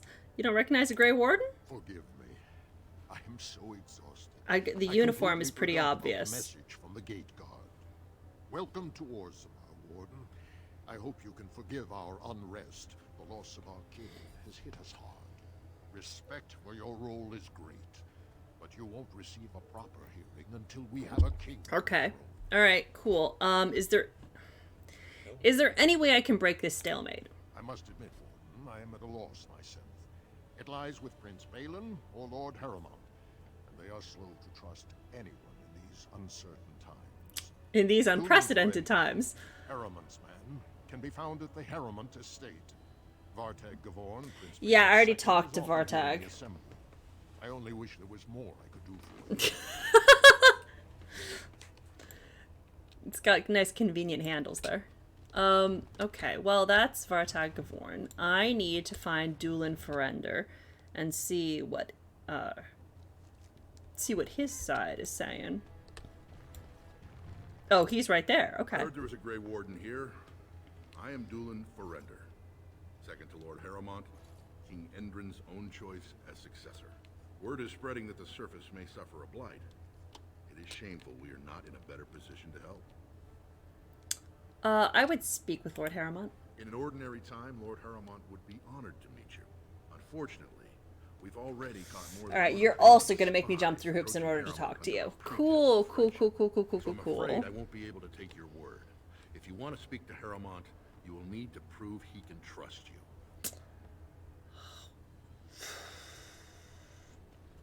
What do you want me to do? Denounce Balin publicly? If you wish to show you have no loyalty to Balin, then work against him in Harrowmont's name. Balin is hosting a proving today, supposedly to honor his father's memory. The Deshers take it very seriously, and unfortunately, Balin found some way to blackmail or intimidate House Harrowmont's best fighters into stepping down. Do you want me to find why your fighters dropped out? That would be enlightening. Though I hope you won't pry too deeply into things they don't wish revealed. If you wish to show your loyalty, enter the proving as his lordship's champion. With your order's reputation, I've no doubt the ancestors would favor your arm. And this is to be your king. One who cannot keep his own men from running like Right. frightened children. Lord Harrowmont does not use threats or intimidation to motivate his Okay. men. He leads by example. Ah, I see. So it's his example they follow as they cower from this Prince Balin. Zev! Zev! Why should we ally ourselves with someone too scared even to grant us an audience? Okay, but the same could be said about Balin. You'd be nervous if someone was out to get you. I suppose not everyone can face death as undaunted as an Antivan. It's true. Then you agree to fight in Harrowmont's name. Balin would never work. I want to think about it. I don't want to commit myself to either side just yet. I don't want to start picking sides. Then I'm afraid your only choice is to wait until there's a winner. Lord Harrowmont cannot risk his life working with someone of unproven loyalties. If you change your mind, let me know. Okay. The proving is this afternoon, and Lord Harrowmont could certainly use you on his side. Okay. Okay, so, no,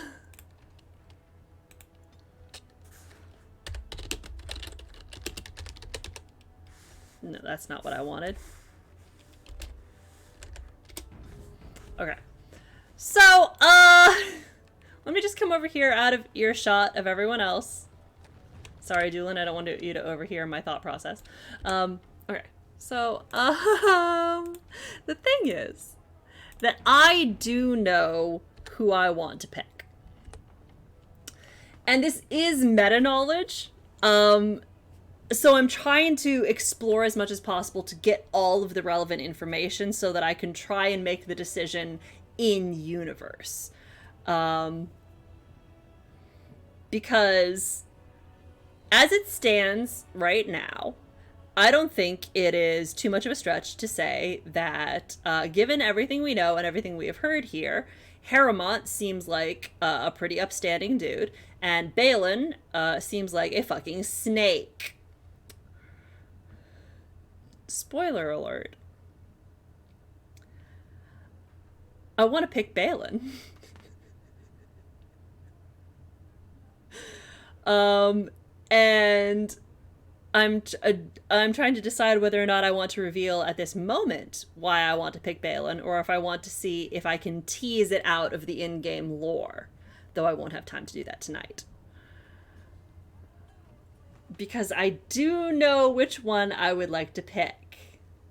No, actually, I would actually not even like to attempt to fix Balin. Balin is... No.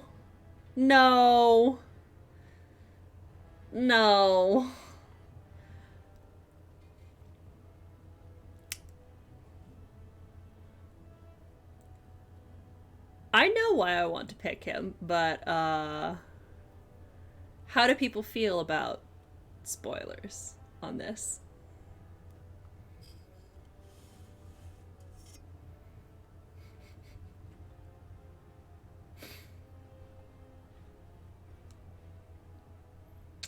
I do want to pick him. And, the problem is, like, I'm trying to see my way clear to like the reasoning, to figuring out the reasoning behind it in game. Hello. What's up? Oh, not much. Music. Yeah. You know how it is. Yeah. Alright, have fun. Ooh, Staravia. Anyway, so,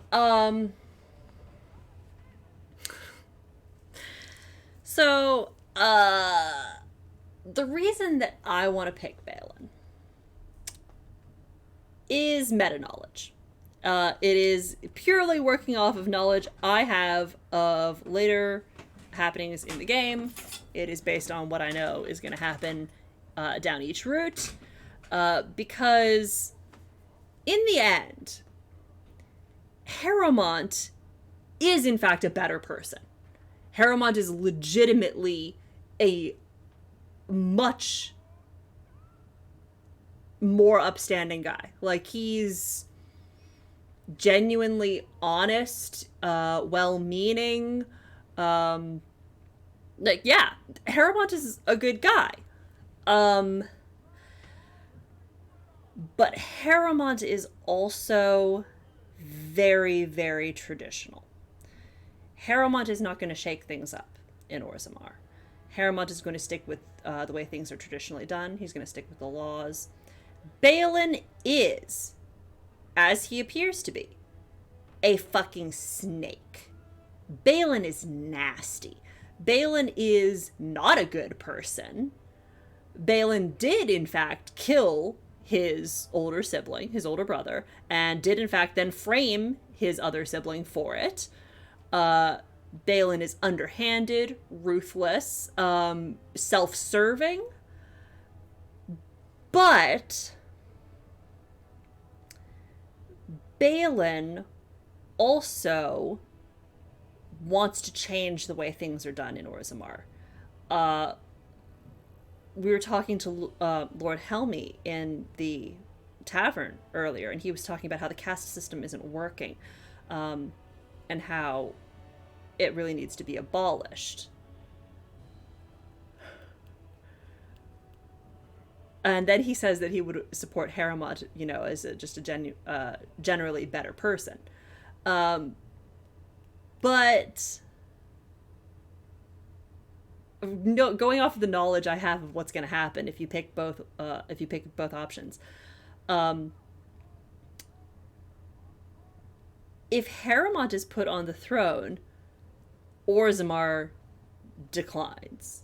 Like, Orzammar starts failing. Or, in the end, Balin is legitimately a horrible person, but he is the option that will revitalize Orzammar in the end. And I hate the fact... See, this right here is actually, like, an interesting play with, like, gray morality in video games and choices and all of that.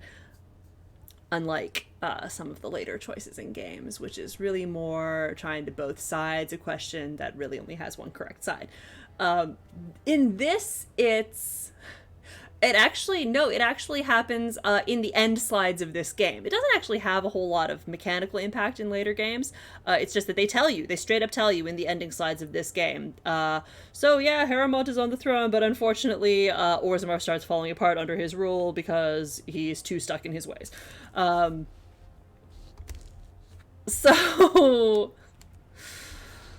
So I really want to pick Balin, and I'm trying to figure out a way to reason my way through it in the game. I want to try and collect the information in the game so that Vethari has the information necessary to make that choice.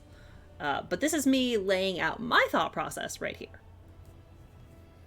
That's my goal, and I don't have time to do all of the investigation tonight because even though I did kill Phone Mom, she did start to sound the alarm. So I am going to have to start winding all of this down. Also, because I ate dinner before streaming, but I am hungry. I'm starving again. I'm going to say, did I save? Wait. I'm going to go back to the main title because I did save, but I'm going to be done. Oh, that was pretty good. I did not get through a whole lot of plot, but to be fair, I spent a lot of time on that PowerPoint, so. So the goal is next time to actually start getting into the politics side of it. I don't know that we're going to be able to get much further than that because Orzammar and the Deep Roads is a really long quest, from what I can remember. It's really long. So this might be the longest of all of the little side missions that you have to do, which is one of the reasons that I put it off so long. So next time we're going to start digging more into what everyone thinks about Balin versus Harrowmont. We're going to decide which we're going to pick. I already know which one we're going to pick, but we're going to decide in game, and then we're going to do whatever they require us to do to get them instated as king. So there was a lot. There was just like a lot of information going on in that PowerPoint, and I tried to the problem is that there was a lot of it, and I was just trying to zoom through it as fast as possible, and yep. Don't know how well I did conveying all of the information, but I had fun, and that's all that matters. And I did a Flower Crown edit of Jowen, which is really what was the most important thing.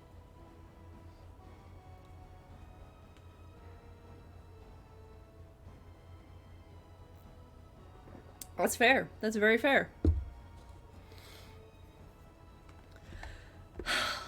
Anyway.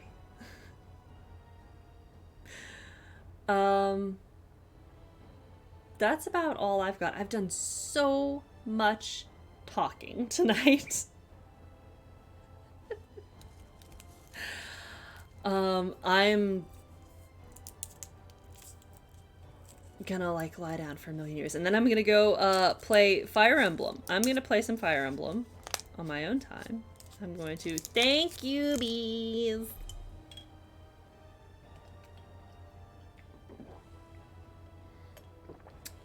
I'm gonna have another cough drop too.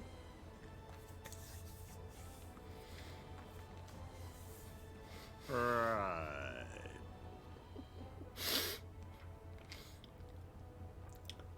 Thank you.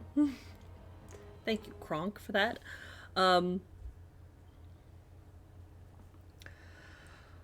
Yeah.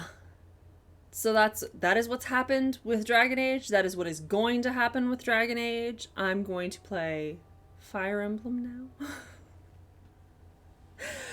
We're going to be playing more Stardew on Friday. That's the plan. Let me take a look around and let's see what's going on out there on Twitch. While I'm thinking about it, while I'm doing the wind down, I might as well already start looking around to see what we got.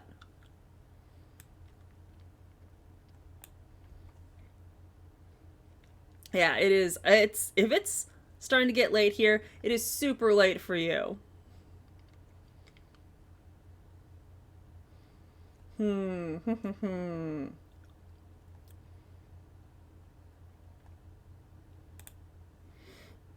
Yeah, anyway, I'm gonna play Stardew on Friday. It is going to be fun. We're in winter now, and so the goal is, I believe, to upgrade the barn next. Yeah, I think that's where we were at. I haven't seen it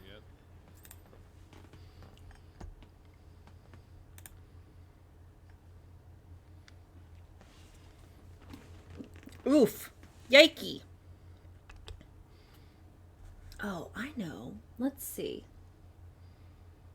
Scorched is streaming right now, playing Final Fantasy XIV. I think that might be a fun one to jump in on. So anyway. Yeah, I think the that's a good question. The barn or the house? I think we were going to do the barn first because I need to get my hearts up with Shane before I can marry him. And I don't know if I need to upgrade the house before then, but I have a little while left before I need to do that. But the barn, I need to upgrade so that I can get a goat, I think. So I think that may be the thing that I'm missing. At this point, I'm just whatever it is, I need more animal products for one of the bundles. So I think I need to upgrade the barn. So I think that's going to be the next goal. Yeah, I only need one more heart. So I'm gonna work on that. Okay, yeah, the first house upgrade is needed. Wait, is she already working on upgrading the house? You have to upgrade the house twice if you want kids. I think she may already be updating the house. So we may be okay.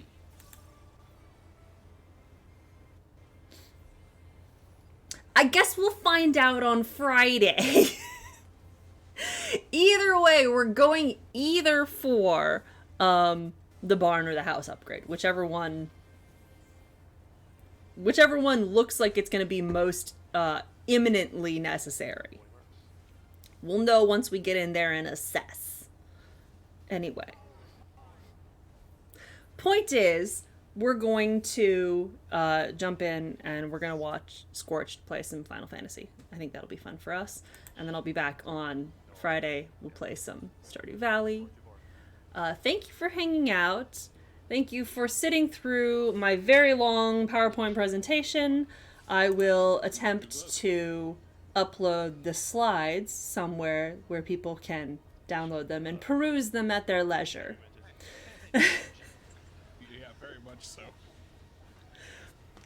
I'll like throw them up on Google Docs or something. It'll be fun. So in the meantime, let's go find this raid here. Let me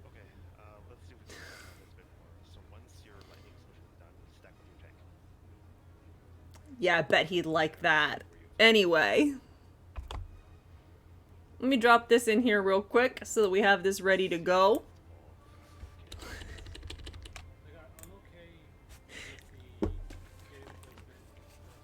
Are we ready for the, oh my god.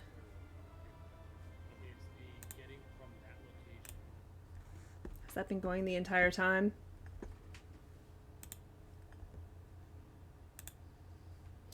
Anyway. I love my computer. let's get going. Let's do this. Thanks for hanging out. As usual, go get lots of rest. And in my case, something quick to eat before rest. Make sure to get up regularly and stretch, especially your hamstrings, so you don't fuck up your back. And make sure to drink plenty of water.